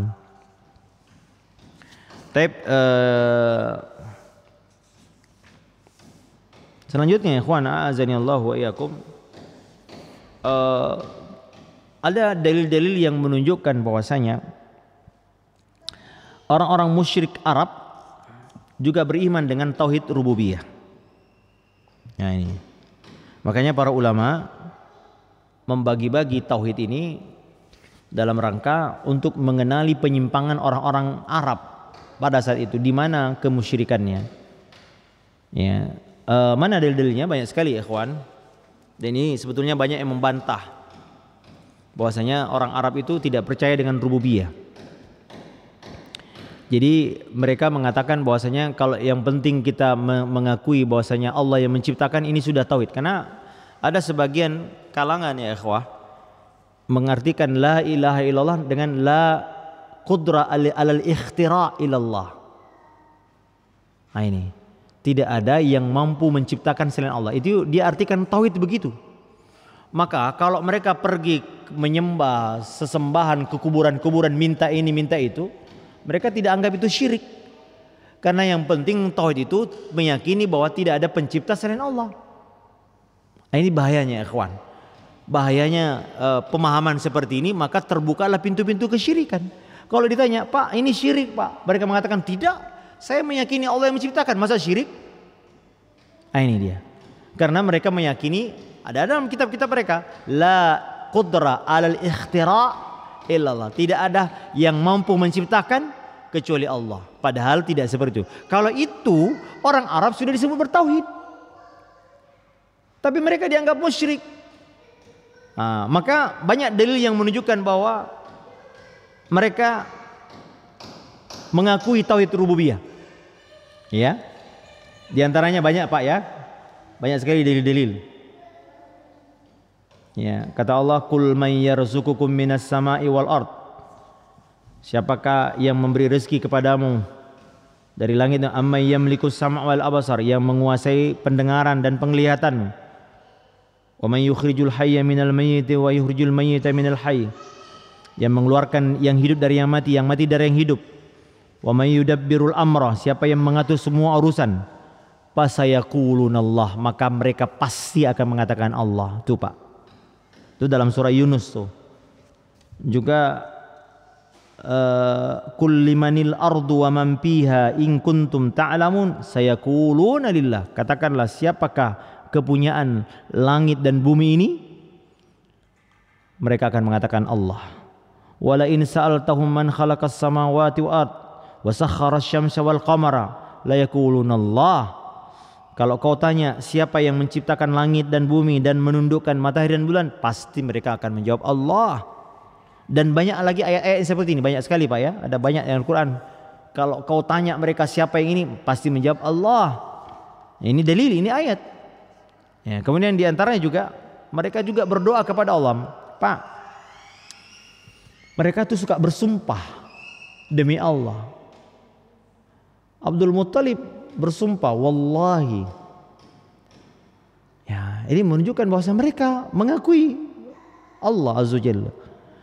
Ya.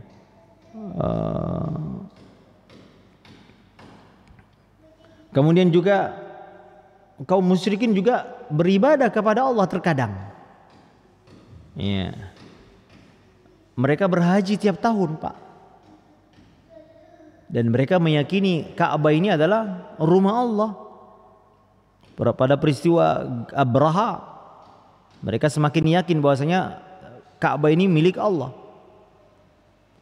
Makanya ketika mereka haji, mereka mengatakan labbaik Allahumma labbaik. Nah, cuma mereka tambahkan dengan kalimat yang tidak ada syariatnya. Ya, la syarikalah illa syarikun huwa laka malak tamlikuhu wa ma malak. Tidak ada sekutu bagimu kecuali yang kau izinkan, kau memilikinya dan dia tidak bisa memilikimu.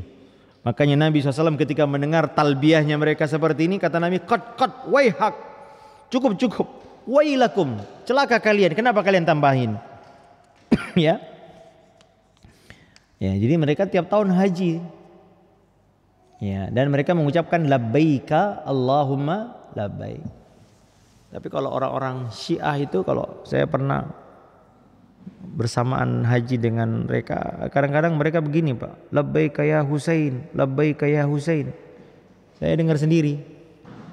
Ya, alhamdulillah Pak, kami ini ya sudah beberapa kali haji sebagai pembimbing haji. Jadi sedikit tahu bagaimana kalau orang-orang Iran itu, orang Syiah ya. Kita labbaik Allahumma labbaik, dia labbaika ya Husain gitu. Allah musta'an. Masih mending orang musyrik Arab, Pak. Mereka labbaik Allahumma labbaik. Cuman mereka tambahkan sekutu yang engkau izinkan. Nah, ini yang tidak boleh. Ya. Dan kedua, mereka juga melakukan maksiat, tapi mereka mengakui ini atas dasar takdir Allah atau perintah Allah. Ya, juga seperti sebutkan dalam firman-Nya, wa idza fa'alu fahishatan Qalu wajadna 'alaiha aba'ana wallahu amarana biha. Itu. Kalau mereka melakukan perbuatan dosa, mereka mengatakan kami dapati nenek moyang kami melakukannya dan Allah yang memerintahkan kami. Tuh Pak, mereka sebut Allah yang memerintahkan.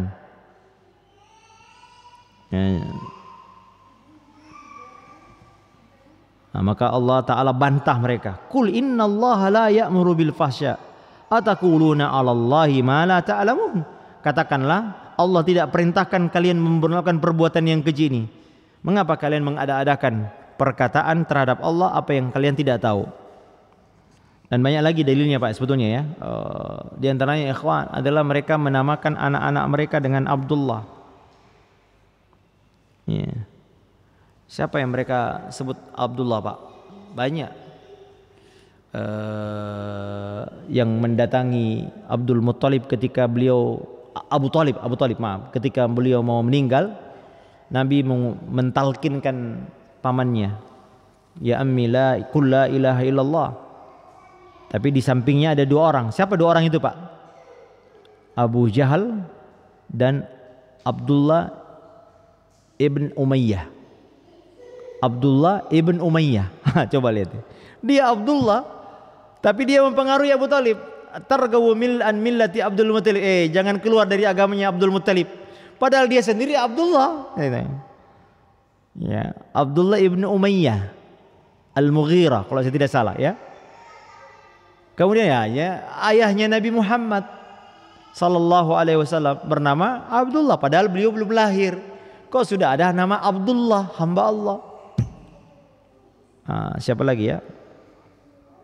Abdullah bin Jud'an, orang yang sangat dermawan di zaman Nabi tapi tidak masuk Islam. Makanya Aisyah penasaran, apakah Abdullah bin Jud'an masuk surga? Kata Nabi tidak. Ya, karena dia tidak percaya kepada hari akhirat. Nah, itu Abdullah. Siapa lagi Abdullah? Banyak Abdullah ya. Sebelum Islam ya, sebelum Islam. Ini menunjukkan bahwasanya mereka sudah mengakui itu semua. Ya. Jadi mereka bukan mengingkari eksistensi Allah sebagai pencipta, penguasa, pemelihara, bukan. Tapi yang mereka ingkari adalah seruan untuk menyembah Allah semata-mata. Nah, makanya ketika mereka mendatangi Abu Talib, suruh ponakanmu itu berhenti berdakwah. Maka kata Nabi, wahai pamanku, kasih tahu mereka, kalau mereka ingin menguasai Arab dan non-Arab, cukup dengan mengucapkan satu kalimat, mereka akan menguasai semua itu. Kata mereka, jangankan satu kalimat, 10 kalimat aja mau. Yang penting kami menguasai Arab dan Arab. Kata Nabi, ucapkan la ilaha illallah. Mereka nggak mau. Ya, makanya Allah turunkan ayat dalam Al-Quran. Ya, ketika diajak untuk mengucapkan la ilaha illallah, mereka katakan, aja'alal alihata ilaha wahida. Inna hadza la syai'un ujab. Apakah Muhammad ingin menjadikan Tuhan hanya satu saja? Ini sungguh perkara yang mengherankan. Artinya ikhwah, mereka tidak mengingkari Allah. Yang mereka ingkari adalah ajakan menjadikan Allah satu saja yang disembah. Itu yang mereka ingkari. Mereka mengingkari kok Tuhan hanya mau dibuat satu oleh Muhammad. Ya. Maka mereka nggak mau mengucapkan itu, ya akhi. Yes. Makanya sebagian ulama katakan orang-orang Arab dulu lebih paham makna la ilaha illallah dibanding sebagian kaum muslimin hari ini. Karena mereka mengucapkan la ilaha illallah, tapi kemudian pada saat yang sama mereka melakukan kesyirikan. Kenapa mereka menolak la ilaha illallah? Karena konsekuensi la ilaha illallah adalah menafikan semua sesembahan selain Allah Subhanahu wa taala. Ya. Kemudian juga seringkali orang-orang musyrik bersumpah dengan nama Allah, ya, Abu Jahal. Kemudian mereka mengagungkan Ka'bah. Kemudian setiap musim haji mereka melakukan ibadah haji. Nah, ini semua tidak mengherankan karena orang-orang musyrik Makkah, ya, semuanya adalah merupakan keturunan dari Nabi Ismail bin Ibrahim alaihi salam. Ya, keduanya yang bangun Ka'bah, dan Ka'bah adalah bentuk pengagungan ibadah kepada Allah Subhanahu wa taala. Nah, hadirin belakang Allah Subhanahu wa taala, anak kira ini yang dapat kami sampaikan. Semoga Allah Subhanahu wa taala.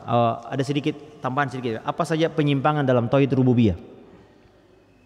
Nah, ini banyak sekali Pak ya, pembatal-pembatal tauhid dari sisi tauhid rububiyah. Berarti misalnya al-qaulu bi adami rabb, ateisme. Ya, keyakinan bahwasanya tidak ada Tuhan, ini pembatal ini. Atau al-qaulu bi ta'addudil aliha, keyakinan berbilangnya pencipta. Ini juga pembatal tauhid. Ya. Ada yang trinitas, ada yang duanitas ya. Mereka meyakini ada 2 Tuhan. Ada yang meyakini 3 Tuhan. Yang meyakini 3 Tuhan siapa Pak? Nasrani, Hindu juga ya. Ada Brahmana, ada apa lagi? Wisnu, ada lagi Siwa kalau saya tidak salah ya. Ini pembatal tauhid. Nah, kemudian yang selanjutnya pembatal tauhid dari sisi rububiyah adalah al-qaulu biwujudir rabbi ghairillah, keyakinan bahwasanya ada Tuhan selain Allah. Seperti Fir'aun, ada Namrud. Nah, ini mereka mengaku diri sebagai Tuhan. Ya. Kemudian diantaranya juga pembatal tauhid dari sisi rububiyah adalah keyakinan bahwasanya alam ini bersifat azali. Ya, biqadamil alam. Alam ini ada bersama dengan adanya Allah. Bukan adanya Tuhan lalu Tuhan menciptakan alam ini ya. Kalau kita kan kata Nabi SAW, kana Allah wa lam yakun syai'un ghairuh. Dulu Allah sendirian dan tidak ada selainnya. Allah sendirian lalu Allah menciptakan arsy, Allah menciptakan malaikat, Allah menciptakan maka selain Allah itu tidak azali. Hanya Allah yang sifatnya azali. Ya. Ini afwan, keyakinannya orang-orang filsafat. Di antaranya kalau tidak salah Ibnu Sina. Ibnu Sina ini sering diagung-agungkan oleh sebagian sekolah-sekolah Islam. Ada yang ngasih nama kelas, oh Ibnu Sina, Ibnu Sina. Padahal dia memiliki akidah yang rusak. Dia orang filosof ya. Di antaranya itu tadi ya, alam dan Tuhan bersamaan. Nah, ini bahaya. Ya. Yani kana Allahu wa lam yakun syai'un ghairuh, kata Allah, kata Nabi, dahulu Allah sendirian dan tidak ada sesuatu selainnya. Maka semua selain Allah bersifat hadis, yakni baru. Hanya Allah Azza wa Jalla yang sifatnya azali. Kemudian juga keyakinan adanya yang mengatur sebagian alam semesta selain Allah, tetapi dengan izin Allah. Ini yang terjadi banyak keyakinan. Oh, katanya ada wali-wali bisa ini, bisa ini. Nah, ini. Jadi keyakinan biwujudil mudabbiri ghairillahi biiznillah, adanya pengatur selain Allah tapi dengan izin Allah. Ya.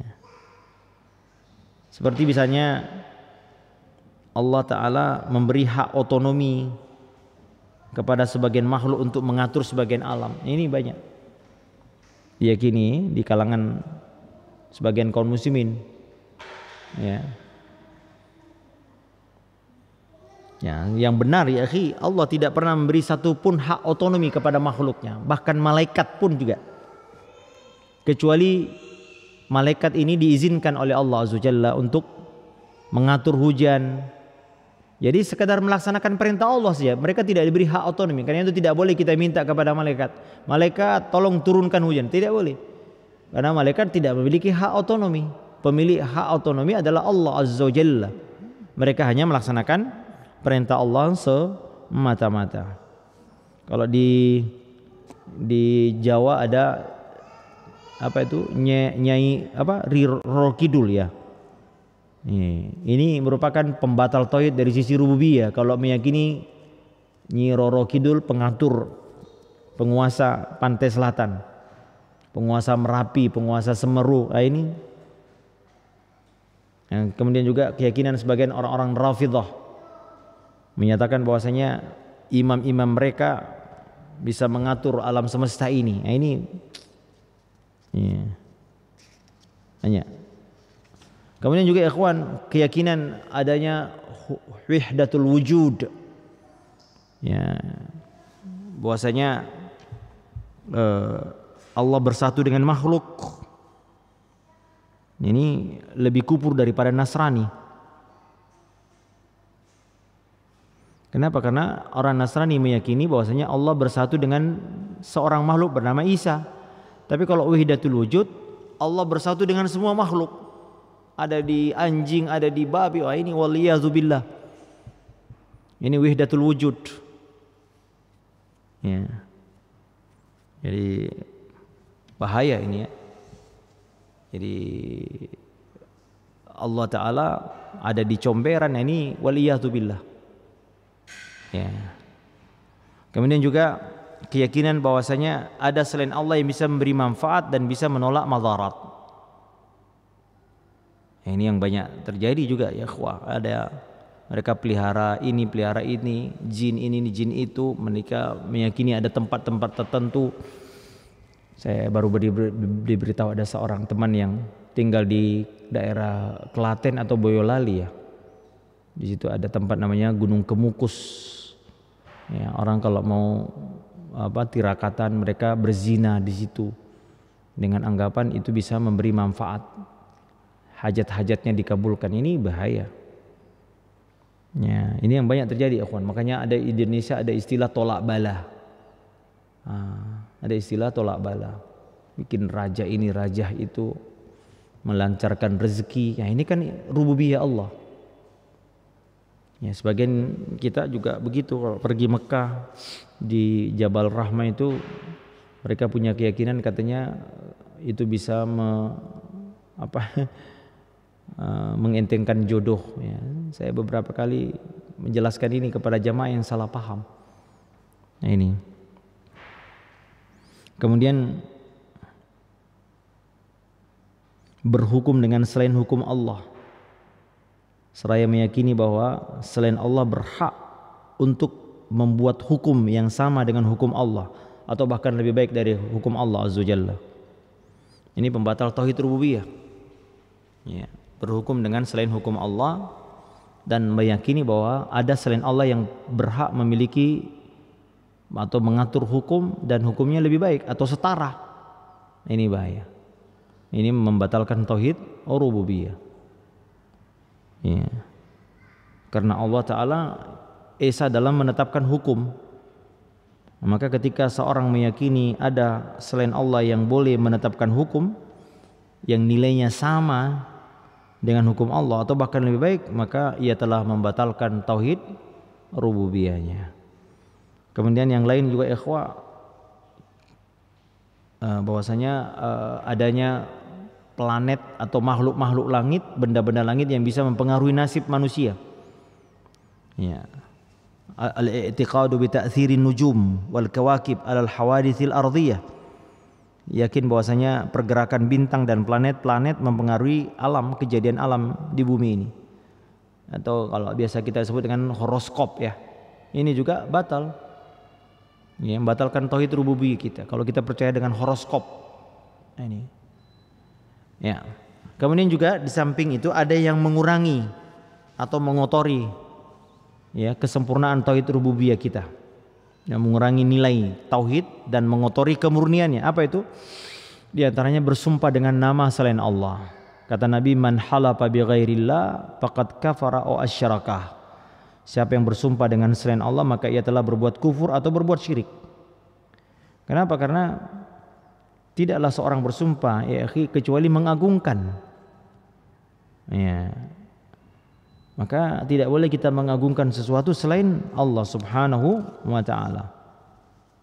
Ya. Kalau ia memandang sesuatu tersebut keagungannya sama dengan Allah, maka ini syirik besar. Tapi kalau tidak, maka minimal kita katakan dia terjerumus dalam syirik kecil. Kemudian diantaranya juga ini banyak dibahas oleh dalam kitab Tauhid ya Syekh Muhammad Ibnu Abdul Wahhab rahimahullah taala. Diantaranya menyandarkan nikmat kepada selain Allah azza jalla. Ya, kalau bukan kamu saya tidak selamat. Nah ini tidak boleh. Kalau bukan dokter ini saya tidak sembuh. Nah ini. Kalau bukan pilotnya jago, wah kita akan celaka. Ini tidak boleh. Justru dalam kondisi bersyukur karena selamat, seorang harus mengingat Allah. Nah ini mengurangi kemurnian. Sudah sehat bro? Sudah. Aduh, saya kemarin dokternya tuh hebat, jago nih. Ah ini tidak boleh. Kemudian juga menyandarkan kenikmatan kepada Allah dan juga kepada selain Allah dengan kata ganden wa. Ya, ada seorang sahabat mengatakan insyaallah wa syi'ta, kalau Allah menghendaki dan engkau. Kata Nabi jangan, la taqulu masyaallah wa syaa fulan, walakin qulu masyaallah tsumma syi'tum. Ya, ini orang Yahudi datang memprotes. Itu kamu sahabatmu sudah syirik. Ya, maka Nabi katakan jangan. Wa itu menunjukkan setara. Ya. Maka ganti dengan tsumma. Kemudian makanya kita kalau memuji sesuatu Pak, kita katakan ini semua semata-mata pertolongan Allah. Kemudian ada bantuan teman-teman kami, itu boleh. Ini semua berkat hidayah dan taufik dari Allah azza jalla.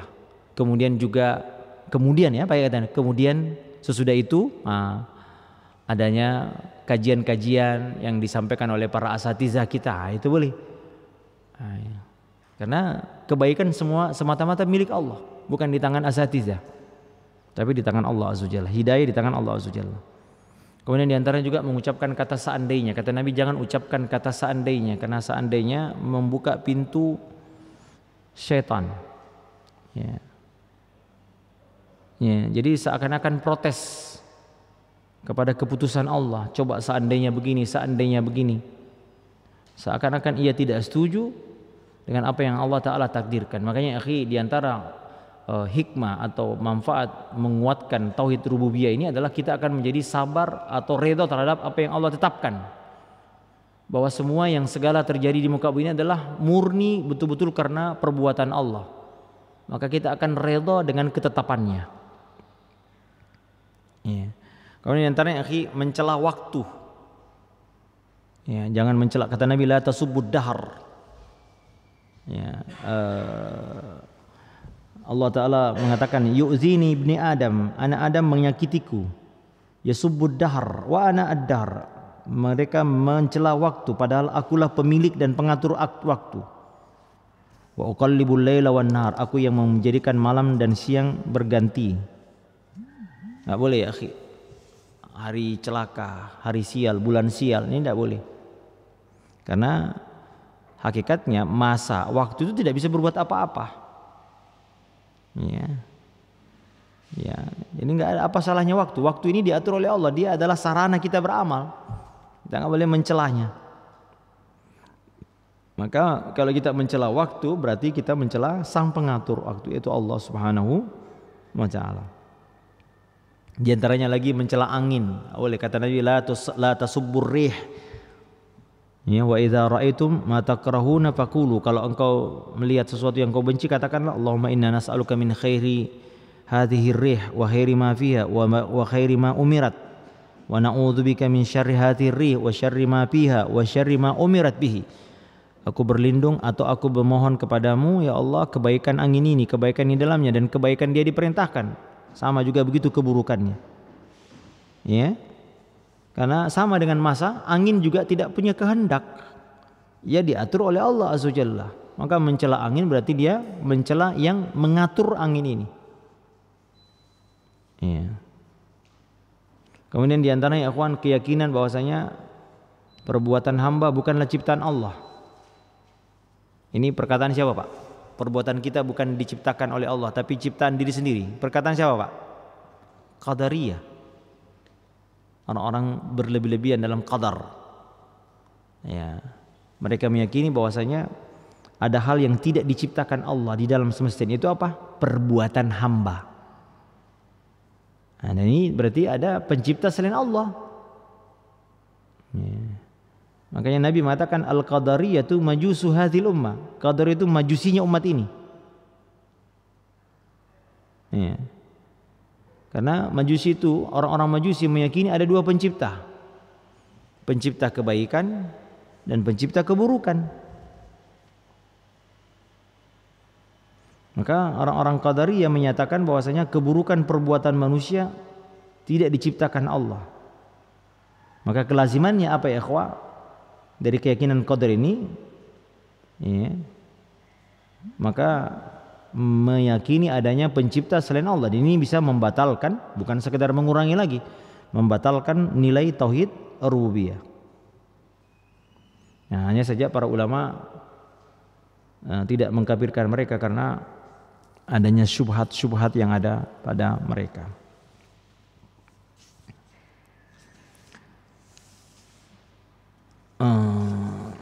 Baik, barakallahu fik wa sallallahu ala nabiyyina wa ala alihi wa sahbihi wa sallam wa akhiru da'wana anil hamdulillahi rabbil alamin.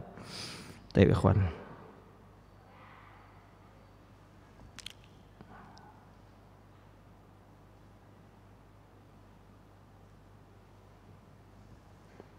Ada pertanyaan ikhwah? Fadal ya akhi, fadal.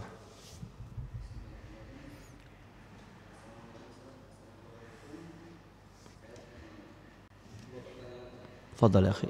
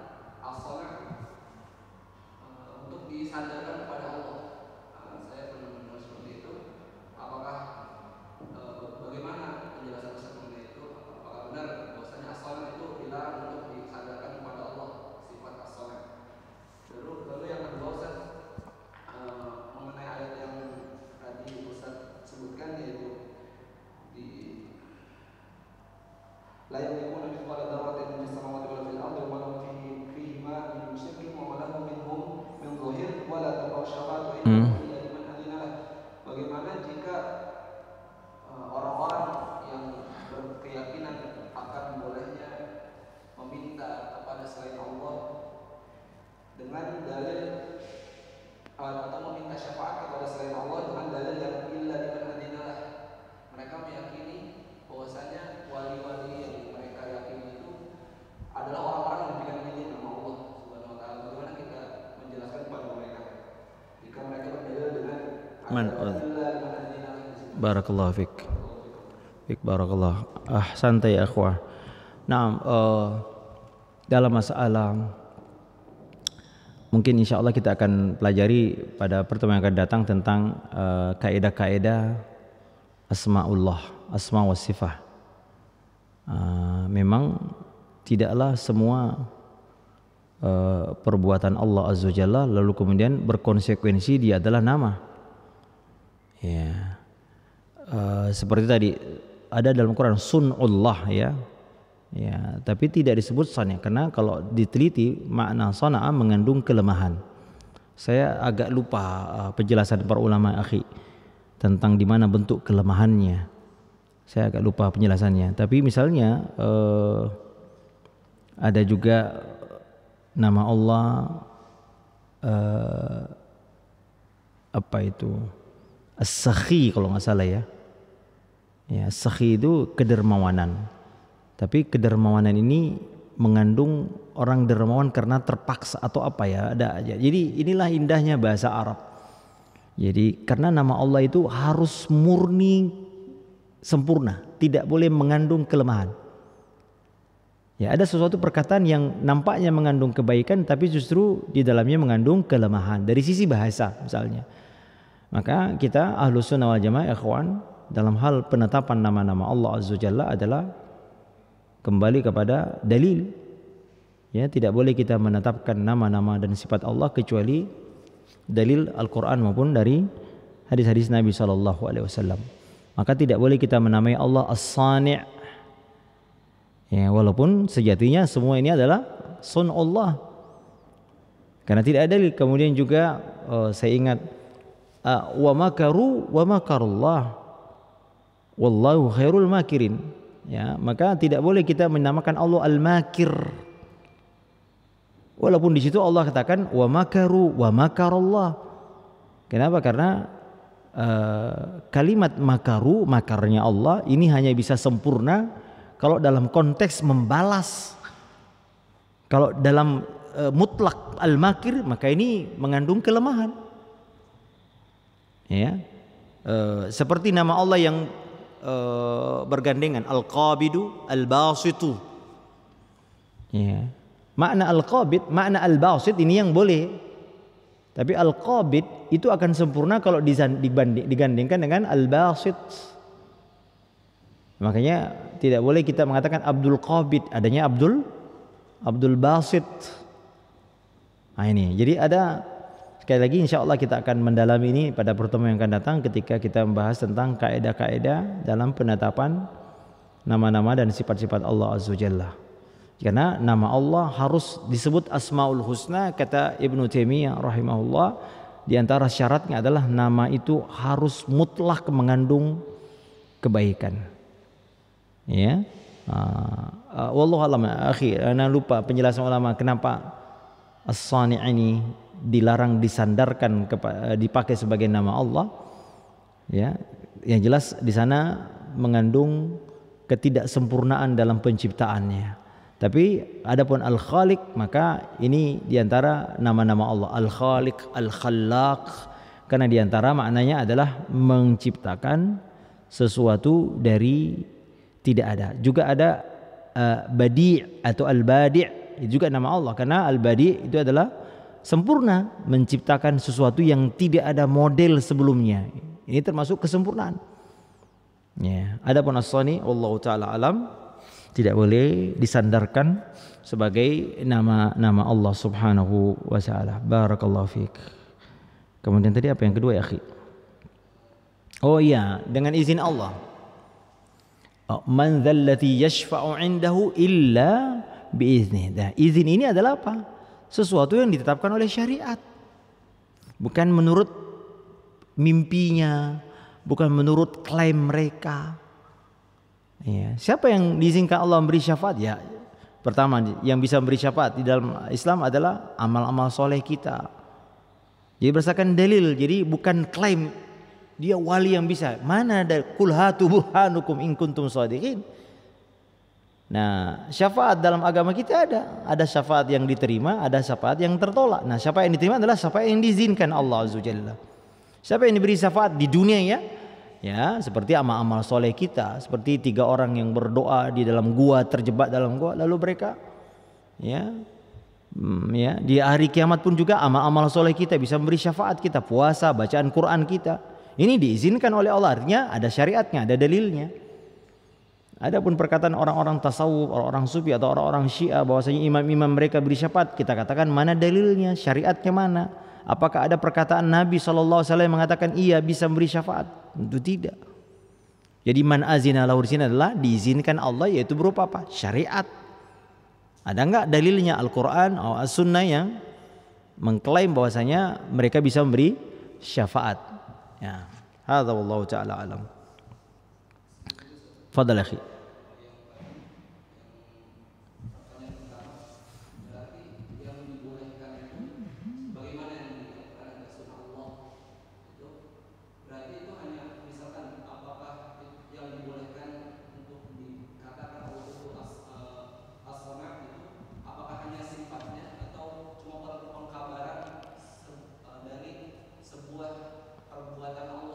Betul.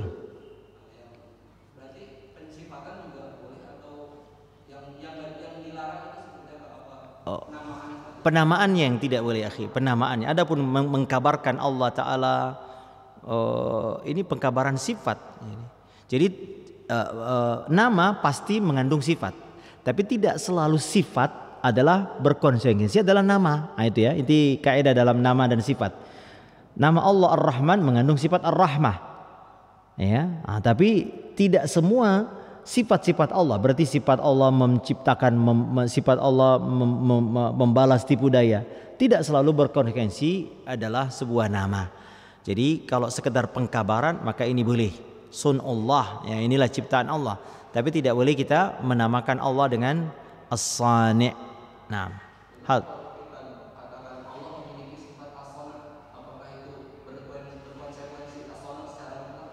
tidak. Ya kita katakan Allah Taala memiliki sifat as-san karena Allah yang mengabarkan dirinya seperti itu. Ya, itu dia. Allah yang mengabarkan dirinya memiliki sifat ini. Maka kita seperti sifat tertawa. Apalagi sifat gembira. Tidak boleh kita tahrif. Tidak boleh kita ta'til, tidak boleh kita tolak. Karena Nabi SAW yang mengabarkannya. Nah, dan tidak boleh kita juga menamai Allah dengan nama yang itu tadi ya, Al-Farih ya, yang gembira, tidak ya. Tapi kalau mengabarkan bahwa Allah memiliki sifat itu, maka itu boleh. Sejauh itu ada dalil dari Al-Quran dan As-Sunnah. Wallahu ta'ala alam.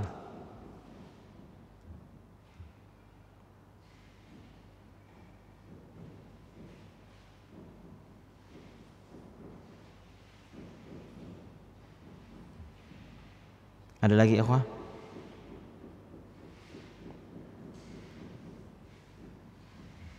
Ya, taib. Kalau tidak ada kita tutup ya. Barakallahu fiik.